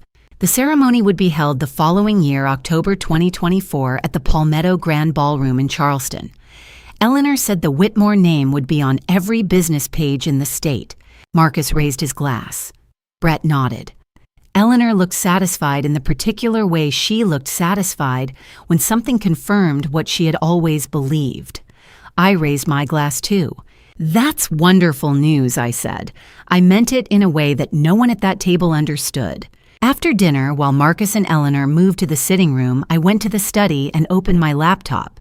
3 weeks earlier, without telling me, Raymond had submitted a nomination package for Caldwell and Associates to the Southern Business Excellence Awards Committee.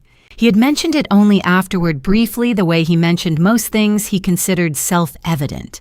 There was an email in my inbox sent the previous morning by the Southern Business Excellence Awards organizing committee addressed to me directly. I had seen it arrive. I had not opened it yet. I read the subject line again. I closed the laptop without opening it. Later that night, after the house had gone quiet and the parlor light was off, I lay in the dark and thought about what Eleanor had said. The date, the venue, the nomination. She had offered every piece of information across a dinner table with the confidence of someone who did not know there was another person at that table who had been waiting for exactly this. Eleanor had just given me the date, the time, and the location. She did not know she had handed me everything I needed. I opened the email the following morning before anyone else in the house had woken up. What I read confirmed what I had suspected for the better part of a year, and it set the stage for everything that was coming. Throughout the first half of 2024, Marcus became consumed by a single objective, securing a meeting with Holloway Capital Group.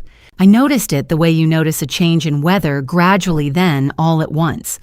It started with names dropped at dinner. Raymond Holloway, the Holloway portfolio, the Holloway approach to Southeast real estate. Marcus began using the name the way people use the names of places they have never been but have read about extensively, with a familiarity that was entirely constructed. He mentioned Raymond at a cocktail party on Trad Street in January. He mentioned him again at a dinner hosted by the historic Charleston Foundation in February. By March, he had framed an article about Holloway Capital from the Charlotte Business Journal and placed it on his desk as though it were a trophy he had already earned. I refilled his coffee cup and said nothing. Eleanor made her own attempt in April. She called in a favor from a woman named Patricia Gould, who sat on 3 nonprofit boards in Columbia and had at some point in the 1990s attended the same garden party as Raymond's first wife. Patricia sent a letter of introduction on cream stationery. The office of Holloway Capital acknowledged receipt. No meeting was offered. Eleanor reported this over dinner as a temporary setback. Marcus nodded seriously. I passed the bread. The opportunity they had been engineering arrived without their engineering it, which was the thing about Raymond. He moved on his own schedule and for his own reasons, and no amount of lobbying changed that. In late April, the Carolina Philanthropic Leadership Dinner was held at the Gaillard Center in downtown Charleston.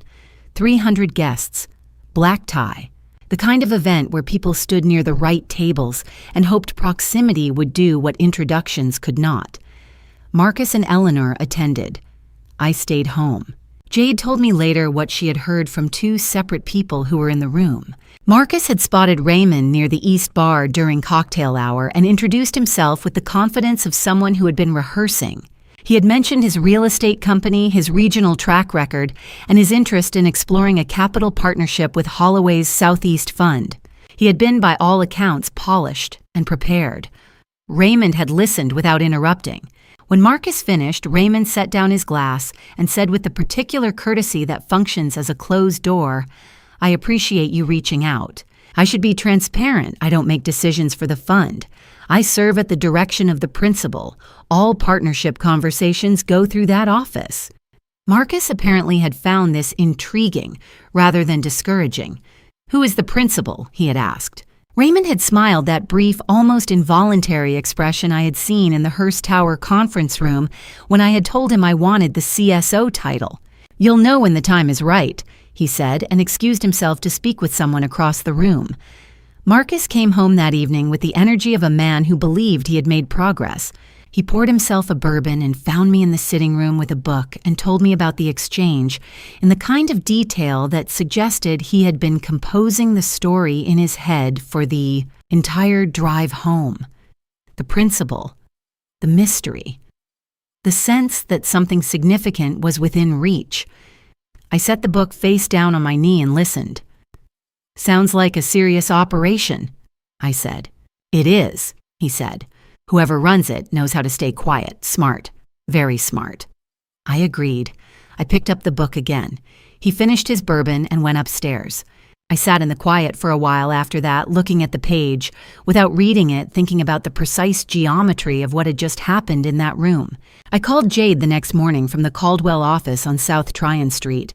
We had developed over 3 years of working together a shorthand for conversations that needed to happen without written record. I told her about Marcus's account of the evening. Then I told her something I had not yet said aloud to anyone, the full structural picture of what we had built. Caldwell and Associates sat at the top. Below it, registered in Delaware in the same incorporation batch as the Debt Acquisition Fund, was Coastal Meridian LLC, a holding entity that managed operational subsidiaries in the Southeast Corridor. Global Trade Winds, the company Tiffany had been running and presenting to the Whitmore family as her own achievement, was a wholly owned subsidiary of Coastal Meridian. It had been restructured quietly in the fall of 2022. The paperwork processed through a registered agent in Wilmington, while Eleanor was planning a dinner party, and Marcus was following up on a lead in Myrtle Beach.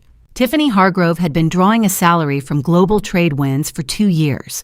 Every paycheck she had received, every dollar she had deposited into whatever account held the life she had built on that title, had originated through 2 corporate layers, from Caldwell and Associates, from me. Jade was quiet for a long moment after I finished. She's been working for you, Jade said. This whole time. She just didn't know it. Correct. Another pause. Savannah. That is either the most brilliant thing I have ever heard or the most terrifying. I genuinely cannot decide which. It can be both, I said. It absolutely is both, she said. I heard her exhale slowly on the other end of the line. Then, what happens now? What happened next arrived as a formal letter printed on cream paper with the Southern Business Excellence Awards letterhead 6 months before the October ceremony. I had been selected as the recipient of the Distinguished Entrepreneur Award, the highest recognition the organization offered. The letter requested confirmation of attendance and the name of any guest I wished to seat at the honoree table. I confirmed my attendance. I listed Jade Okafor as my guest. I did not mention the letter to Marcus. I did not mention it to Eleanor. I placed it in the encrypted folder on the Caldwell server beside the evidence file on Tiffany Hargrove and the copy of Chester's Trust, and I closed the folder the way you close something you are not yet ready to open in front of an audience. 6 months before the award ceremony, the stage had been built. Every piece was in its place. All that remained was the night itself. The night before the ceremony, the Whitmore house was filled with a particular kind of excitement, the kind that belongs entirely to people who have no idea what is actually waiting for them. Eleanor had arranged everything by 4 in the afternoon.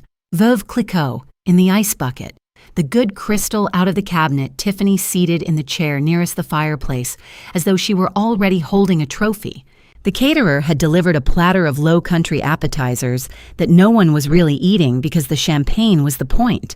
Brett stood near the window, looking pleased in the absent way he always looked pleased at Whitmore gatherings present, without being particularly aware of why. I came downstairs at 6:30 in the dress I had worn to Raymond's charity event the previous spring, and Eleanor glanced at me briefly and returned her attention to Tiffany. This was fine. This had always been fine. Marcus made his toast at 7. He was good at toasts.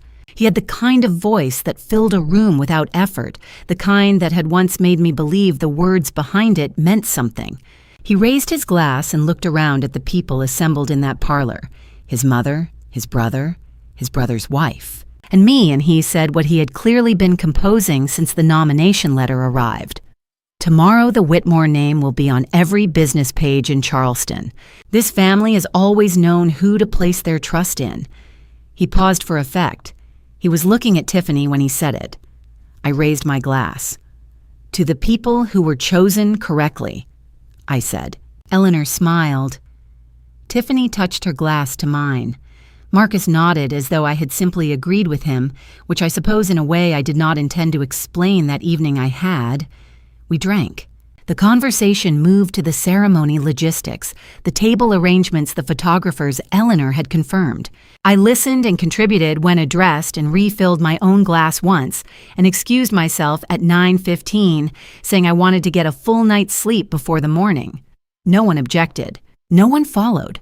I closed the bedroom door and stood in the quiet for a moment with my back against it, listening to the sound of voices and champagne and the particular self-congratulation of people celebrating something they believed they had earned.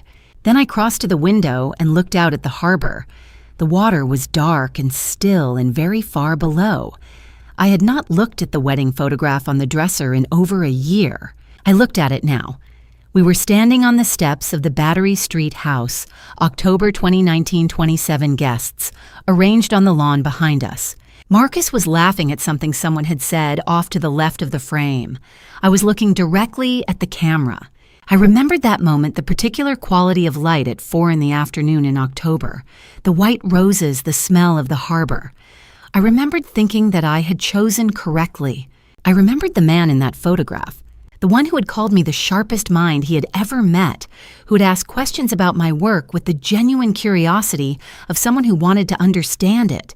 That man had existed. I was certain of that. But somewhere in the years between that October and this one, he had stopped listening to his own voice and started listening to his mother's instead. I did not know exactly when the replacement had happened. I only knew that by the time I noticed it, the original was already gone. I had grieved that. More than I had told Jade. More than I had told anyone. But grief has a natural duration, and I had reached the end of mine. I moved to the closet and pushed aside the hanging garment bag that held tomorrow's suit.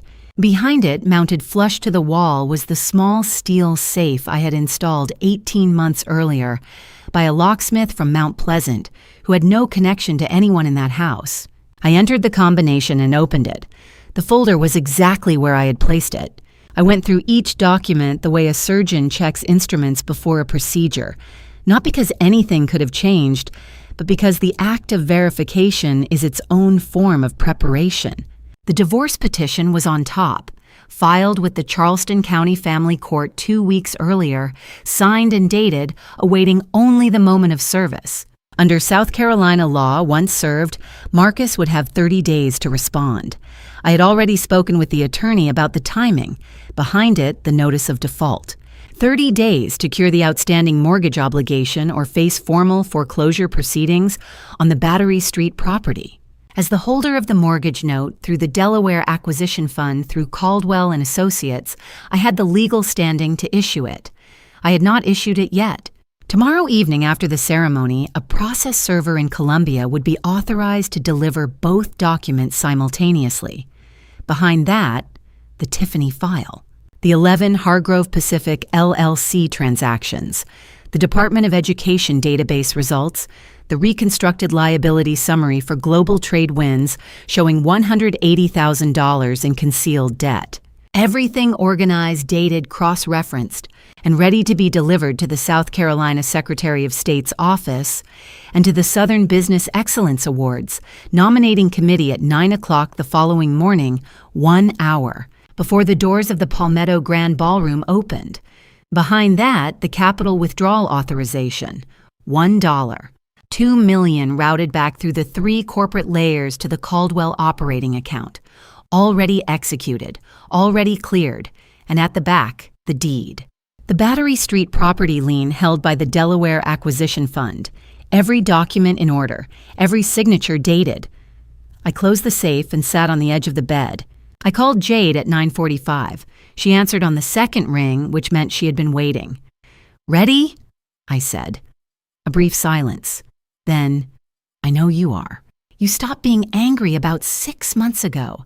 That's always when you're the most dangerous." I almost smiled. "Get some sleep." "You too," she said. "Tomorrow's going to be a long day." After we hung up, I sat in the dark for a while longer, listening to the sounds of the house below the clink of glass, Eleanor's laughter, the muffled satisfaction of people who believed the story they were living in. I turned off the lamp and lay back on the bed without undressing. I closed my eyes with a single thought: by this time tomorrow, 5 years of silence would finally speak. There were 500 people in the ballroom that Thursday evening. Every seat was taken. The chandeliers cast a warm gold light across the room, and somewhere in the crowd, the Whitmore family was waiting for a story that was never going to unfold the way they imagined. Jade and I arrived at 6:45. The valet took the car without a second glance, which was how I had always preferred to move through rooms without announcement, without fanfare, without giving anyone the opportunity to prepare a reaction. We checked in at the registration table near the east entrance, collected our table cards, and walked into the ballroom.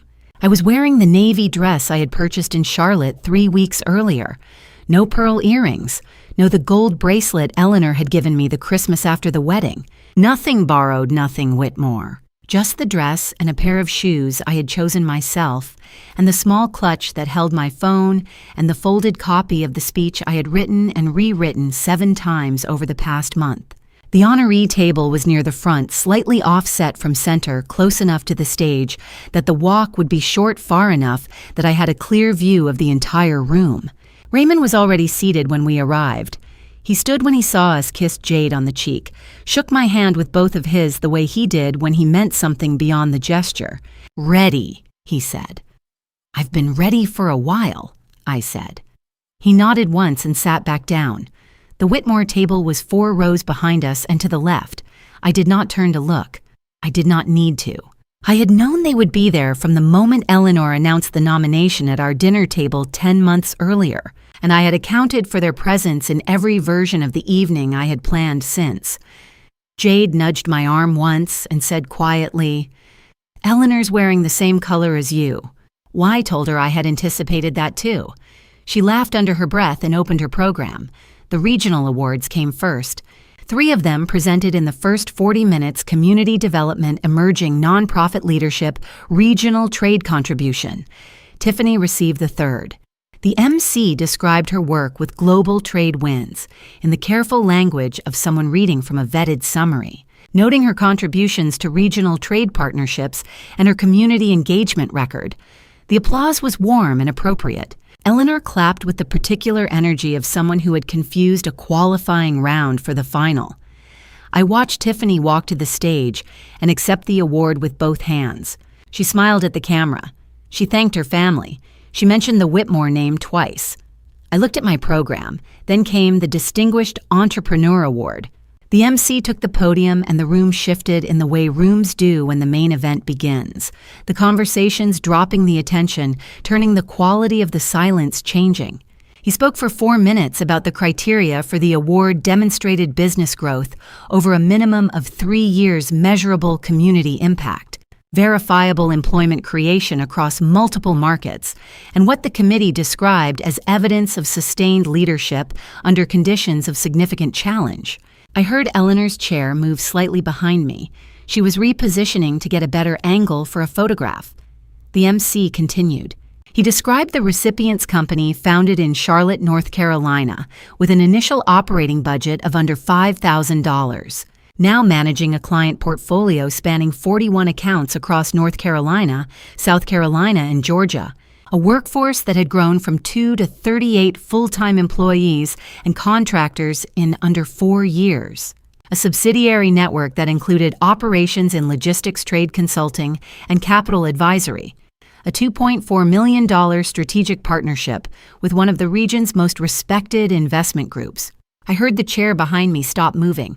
The recipient of the 2024 Southern Business Excellence Distinguished Entrepreneur Award, the MC said, is Savannah Caldwell, Chief Executive Officer of Caldwell and Associates. The silence at the Whitmore table was the loudest thing in the room. I heard it clearly despite the applause beginning around me, despite Jade's hand closing briefly over mine before she let it go so I could stand. I heard it the way you hear the specific sound of something falling, not the impact, but the moment before when the object has left the surface and gravity has not yet finished its work. I stood up. Raymond Holloway was on his feet before anyone else at our table. He began to applaud with the deliberate intention of someone who had been waiting for this moment, and I suspected he had been in his own way, waiting longer than I had. I walked to the stage. The room was with me by the time I reached the steps. I took the award heavier than it looked, which seemed right, and I turned to face 500 people who had not, until approximately 45 seconds ago, understood what kind of evening this was going to be. I set the award on the podium and looked out at the room. 4 years ago, I said, someone told me that investing in me was the same as throwing money out the window. I paused not for effect, but because the sentence required the room to hold it for a moment. So I invested in myself, $1 at a time. I said several other things. I thanked the committee. I acknowledged Jade by name and described her accurately as the person who had built the infrastructure of Caldwell from the ground up. I acknowledged Raymond, who was still standing. Then Raymond walked to the stage without being invited, which was the one part of the evening I had not scripted because I had known he would handle it himself. He took the microphone with the ease of a man who had addressed rooms like this for 30 years and said 4 sentences. I want to be clear about something for the record. I do not run Caldwell and Associates. I work for it. Savannah Caldwell is the person who signs my contracts. He handed the microphone back and returned to his seat. In the silence that followed, the MC returned to the podium and completed the formal presentation, the full company profile as submitted to the awards committee, which included the complete subsidiary structure of Caldwell and Associates. He read the list with the neutrality of a man reading a legal document, which was appropriate because the document was accurate and the committee had verified every line. When he reached Global Trade Winds, listed as a wholly owned subsidiary of Coastal Meridian, LLC, which was itself a wholly owned subsidiary of Caldwell and Associates, I was already stepping back from the podium. I did not look at the Whitmore table. I did not need to.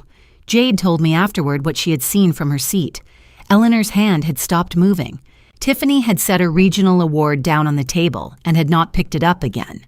Eleanor had turned to look at Tiffany, not with the expression of a mother looking at her favored daughter-in-law, but with the expression of a woman recalculating something she had believed to be settled. I walked back down the steps and into the room. The crowd was still applauding. People I had never met were reaching out as I passed a hand on my arm, a nod the word congratulations, offered by strangers who had no idea how long the word had been waiting to be said. I received each one with the same composed acknowledgement and kept moving. And then through the crowd, I saw Marcus. He was standing near the edge of the room, apart from his table, apart from Eleanor, apart from Brett, apart from everything he had positioned himself beside for the past 5 years. He was looking at me with an expression I had never seen on his face before. Not anger, not dismissal, not the mild, indulgent patience he had offered me across 1,000 dinner tables. Something else entirely. He began moving toward me through the crowd. It was time. Marcus found me in the East Corridor, a long hall lined with portraits of Charleston's founding families, all of them looking down with the expressions of people who had always gotten what they wanted.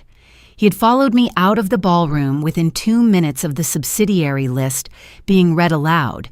I had heard his footsteps behind me before I reached the corridor entrance, and I had kept walking at the same pace, because the pace I had chosen for that evening was not one I intended to change for anyone. When I reached the center of the hall beneath a portrait of a man in a dark coat who looked like he had never doubted a single decision in his life, I stopped and turned around. Marcus was alone. For a moment, just a moment, he looked like the man in the wedding photograph, uncertain, in a way I had not seen from him in years. The practiced confidence stripped back to something closer to the original. "Why didn't you tell me?" he said. I looked at him steadily. "Did you ever ask?" I said. "Or were you too busy explaining to guests that I was just the one who kept the house running?" He opened his mouth and closed it. There was no version of that question he could answer without confirming what we both already knew. Eleanor arrived 30 seconds later, which was faster than I had expected. She must have crossed the ballroom at a speed that did not match her usual composure, because when she appeared at the corridor entrance, her color was high and her jaw was set in the particular way it set when she had decided to be formidable. Brett was behind her 2 steps back as he had always been. She looked at me the way she had looked at things she wanted removed from the room. "This is humiliating," she said. "Only for you, Eleanor," I said. She drew herself up to say something further. Whatever it was, she did not say it. Something in my expression, or perhaps the simple geometry of where we were each standing, stopped her. I had spent 5 years in that woman's house, learning the precise location of every boundary she kept. She had never once learned mine. I reached into the clutch I was carrying and removed a folded envelope. I held it out to Marcus. He took it with the reflex of someone who has not yet understood what they are holding. Then he opened it and looked at the first page, and I watched the understanding arrive in the way understanding sometimes does not all at once, but in stages, each one quieter than the last. "The divorce petition is on top," I said. "Filed with Charleston County Family Court 2 weeks ago. You'll have 30 days to respond once you're formally served, which will happen tonight." He turned to the next page. Behind it is the capital withdrawal authorization. $1.2 million routed back to the Caldwell operating account from the anonymous fund you spent the better part of 2 years discussing at dinner parties. Your firm drew on that capital when it needed liquidity in 2021. The capital is no longer available. I'd suggest speaking with your financial advisor this week. He looked up from the page. Behind that, I continued, is the Tiffany file, the Hargrove Pacific LLC transaction records, the Department of Education database results showing that the Hargrove International Business Institute does not exist in any accredited form in the United States or through any recognized international equivalency service. The reconstructed liability summary for global trade winds showing $180,000 in debt that did not appear on the version of the balance sheet presented to your family. All of it dated, sourced, and cross-referenced. Copies have already been delivered to the South Carolina Secretary of State's office and to the awards committee. The committee received them this morning. Eleanor had not moved. She was looking at the envelope in Marcus's hand with an expression I had never seen from her before. Not anger, but something closer to the particular stillness of someone who has just understood that the ground they were standing on was never as solid as they had believed. The second-to-last document, I said, is the deed of trust on the Battery Street property. The mortgage note your mother proposed and you signed in 20 minutes in October of last year has been held since late November by a private acquisition fund registered in Delaware. That fund is a subsidiary of Caldwell & Associates. I am the lien holder on that property. The final document is a formal notice of default. 30 days to cure the outstanding obligation or the property enters foreclosure proceedings under South Carolina law. Marcus looked up from the pages. His voice, when it came, was quieter than I had ever heard it. "You took our house," he said. "No," I said. "I reclaimed what was mine. There is a difference." He stood there with the envelope in both hands, and I watched something move across his face that I could not entirely name. Not just shock, but the specific vertigo of a person realizing that the story they had been living in was not the one that had actually been happening. 5 years of dinners and dismissals, and a house he had signed away in 20 minutes without reading the terms. 5 years of a woman he had described to guests as the one who kept things running. I let him sit with it. Brett stepped forward from behind Eleanor. He had not spoken since entering the corridor, which was consistent with every other moment in his life that had required him to choose between what was easier and what was right. He looked at me with the expression of a man who has carried a thing for a long time and finally put it down. "I'm sorry, Savannah," he said. "I always knew it wasn't right. I just didn't have the courage to say so." I looked at him for a moment. He meant it. I could see that he meant it, and I gave him the credit of acknowledging it without turning it into more than it was. "I know," I said. Tiffany was not in the corridor. She had left the ballroom, I learned later, within 60 seconds of the MC reading the subsidiary structure aloud. She had not said goodbye to anyone. She had simply been there, and then she had not been, which was perhaps the most honest thing she had done in 2 years. I looked at Marcus one last time. "Take care of yourself," I said. Then I turned and walked to the end of the corridor. Jade was waiting there with 2 glasses of champagne, one in each hand, her green dress catching the light from the fixture above the exit doors. She held one glass out when I reached her. "Is it done?" she asked. "It's done," I said. We didn't say anything else. There was nothing left to say. The morning after the ceremony, I woke up in a room I had chosen for myself, room 412 at the Charleston Place Hotel, overlooking the harbor. I lay there for a moment before getting up, which was something I had not done in 5 years. In the Battery Street house, there had always been a reason to move quickly.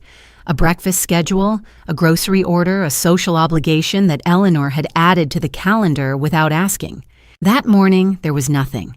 Just the light coming through the curtains, the harbor beyond the glass, and the particular silence of a room that belonged to no one's expectations but my own. I ordered breakfast from room service. Eggs, toast, coffee. I ate at the small table by the window in my robe, watching a container ship move slowly across the harbor entrance. It was a Thursday morning in October, and the city outside was going about its business, and no one in that city needed anything from me before 9 o'clock. My phone had 43 notifications by the time I looked at it. 11 missed calls from Marcus, 7 from Eleanor, a text from Brett that said only, "I hope you're all right." A series of messages from Raymond and Jade that I read and set aside to answer later. Several from numbers I did not recognize, which I assumed were journalists or people from the awards committee or both. I turned the phone face down, finished my coffee, and watched the ship disappear past the jetty. The calls from Marcus and Eleanor continued for the better part of 2 weeks. I did not answer them. This was not a decision I agonized over. They had both been given a brown envelope in a corridor lined with portraits of Charleston's founding families, and everything that needed to be said between us had been said in that corridor. Returning the calls would have been a kindness I no longer owed, and a conversation that had already concluded. By the end of October, the outlines of what was happening on Battery Street had become clear enough through the attorney channels that I did not need to ask directly. Marcus's firm had entered a period of acute liquidity pressure within 72 hours of the ceremony.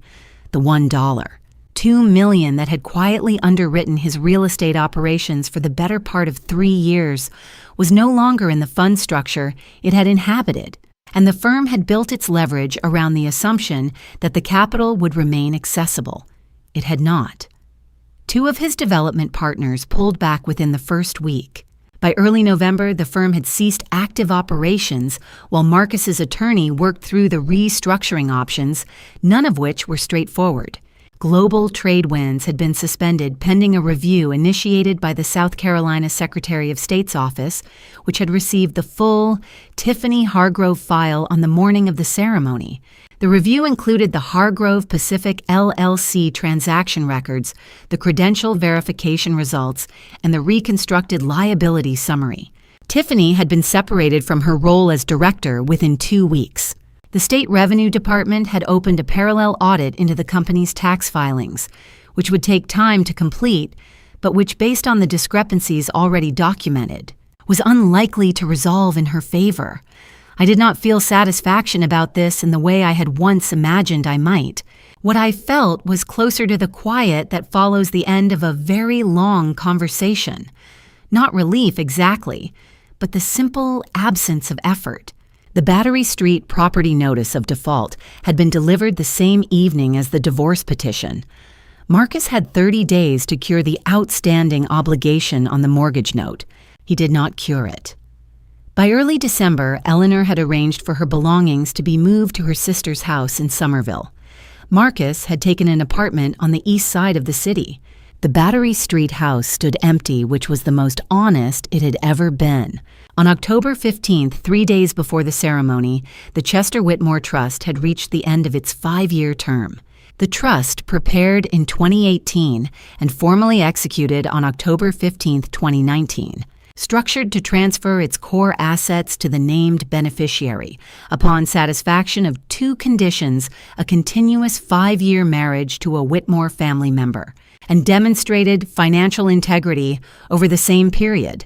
Savannah Caldwell had satisfied both conditions.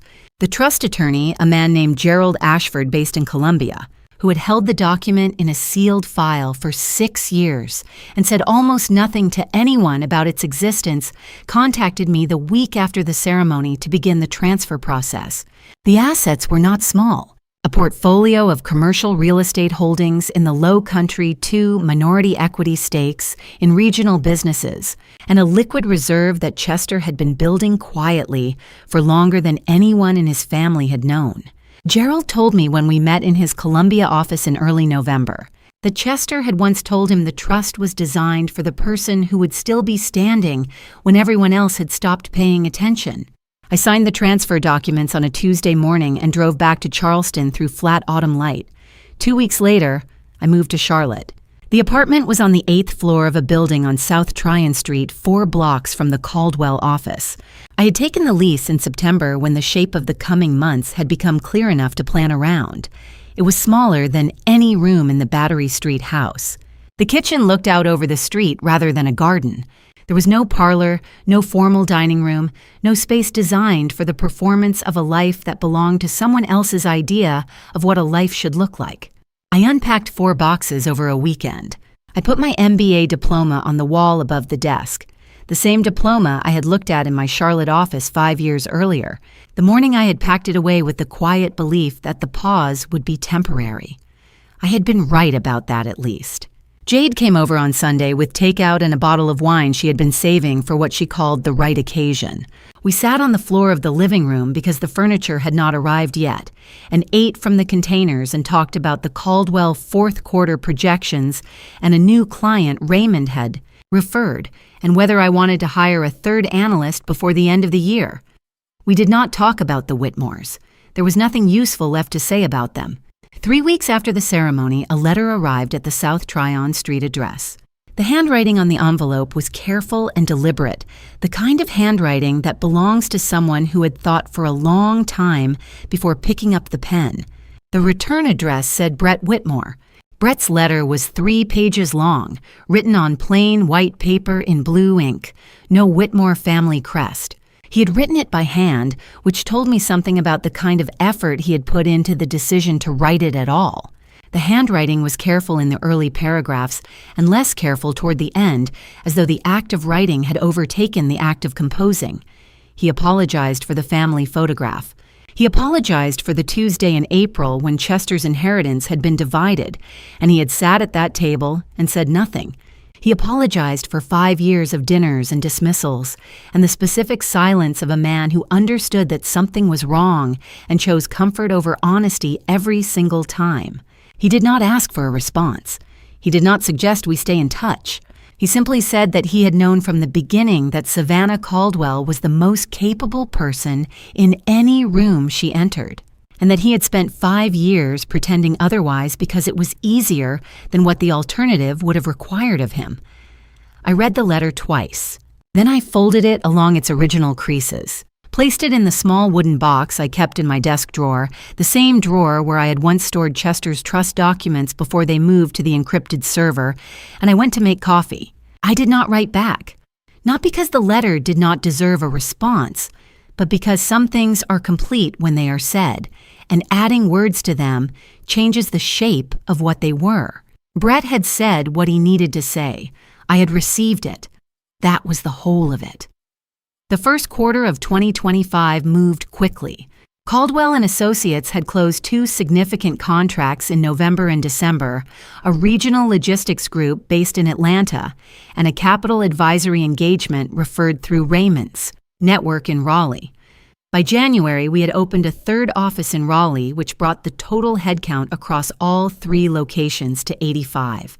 Jade managed the Charlotte operation with the same structured efficiency she had brought to the company from the beginning. I traveled between offices on a schedule I set myself, which was a sentence I did not take for granted. In February, we launched the Savannah Caldwell Foundation. The mission statement was one sentence to provide capital mentorship and professional development to women building businesses without family financial support. The initial endowment was funded entirely from Caldwell operating reserves and the Chester Trust assets. Raymond sat on the advisory board at my request. Jade declined a formal title and instead agreed to chair the grant selection committee, which she described as more interesting and less bureaucratic, both of which were true. The foundation received 63 applications in its first month. I read each summary personally. There were women who reminded me of myself at 24, sitting in a Charlotte office on the 14th floor, believing that the pause would be temporary. There were women who had never had a pause because they had never had the starting conditions I had taken for granted. I thought about that distinction often. It sharpened something in me that I wanted to keep sharp. Marcus called on a Thursday evening in April. I was at the desk in my new apartment. I had moved to a higher floor in the same building in January, a unit on the 12th floor with a larger balcony and a view that stretched further north toward the University District, and I saw his name on the screen and felt nothing in particular, which I recognized as its own kind of answer. I let it ring twice, then I answered. He spoke for approximately 90 seconds. His voice had the quality of someone who had rehearsed the words enough that they no longer felt entirely like his own. He said he had been doing a lot of thinking. He said he understood now more fully than he had in October what had happened and why. He said that he had been wrong not just about the money, not just about the company, but about everything that had come before the money and the company, about the kind of husband he had been, about the kind of choices he had made when he could have made different ones. He paused when he finished. I let the pause exist. "Thank you for saying that," I said. Then I ended the call. I sat at the desk for a moment afterward, phone face down, looking at the document I'd been working on before he called. There was no anger. There was no residue of something unfinished. There was only the particular clarity of a conversation that had reached its natural end, not a dramatic conclusion, but a quiet one. The kind that happens when two people have both finally said the true thing, even if it came 5 years too late for one of them and exactly on time for the other. On a morning in late spring, I stood on the balcony of the 12th floor apartment and watched Charlotte wake up. The city moved in its gradual way delivery vehicles, the early joggers on the greenway below the light, changing from gray to gold as the sun came up behind the building line to the east. I had a coffee in my hand that I had made myself, and a day ahead of me that I had planned myself, and a company built from a 2-person office on this same street that now employed 85 people across 3 states. I thought about what I had believed freedom was once. Something given, something granted by the right circumstances, or the right person, or the right room. Something you arrived at rather than something you constructed. I know now that it is none of those things. Freedom is what remains when you stop waiting for permission to be yourself. I had built it quietly, one careful decision at a time, over years when no one watching would have called what I was doing anything remarkable. That is the only way to build something that lasts. Not in a single dramatic gesture, but in the accumulation of small, deliberate acts that no one sees until the structure is already standing. The city below was fully awake now. I finished my coffee and went inside to begin the day. People ask me whether I regret the years I stayed silent, whether 5 years was too long to wait. I don't. But I want to be honest, I am not telling you this story so you can do what I did. I am telling it so you don't have to. I had God on one side and patience on the other. Most days that was the only thing holding me together. There is a verse I return to more times than I can count. Be still and know. Not passive, not broken. Simply still trusting that truth, given enough integrity and enough time, arranges itself into something undeniable. What living through family betrayal taught me is that the people who underestimate you are rarely paying attention to when they should stop. The first wound of family betrayal is what they do to you. The second, more dangerous, is what you begin to believe about yourself because of it. Do not let the second wound land. And family revenge, real family revenge, the kind that lasts, looks nothing like anger. It looks like a company built in silence. A deed filed on a Friday afternoon. A name called at a podium while the people who doubted you are sitting 4 rows back. That is what family revenge looks like when it is done with intention. My advice is simple: do not do what I did. Do not wait 5 years to know your own worth. The most powerful position you can occupy is the one nobody saw you building. Name the family betrayal early. Build anyway. If this story found you somewhere in the silence and the patience, leave a comment and tell me where. Share it with someone in their own quiet chapter. And if you want to be here when the next story begins, you already know what to do. Thank you for staying until the very end. It means more than you know. The stories ahead contain fictional elements built for the purpose of storytelling. If that is not the content for you, step away, no hard feelings. But if you are staying, I will see you in the next chapter. I appreciate you staying till the end. I'll see you in the next story.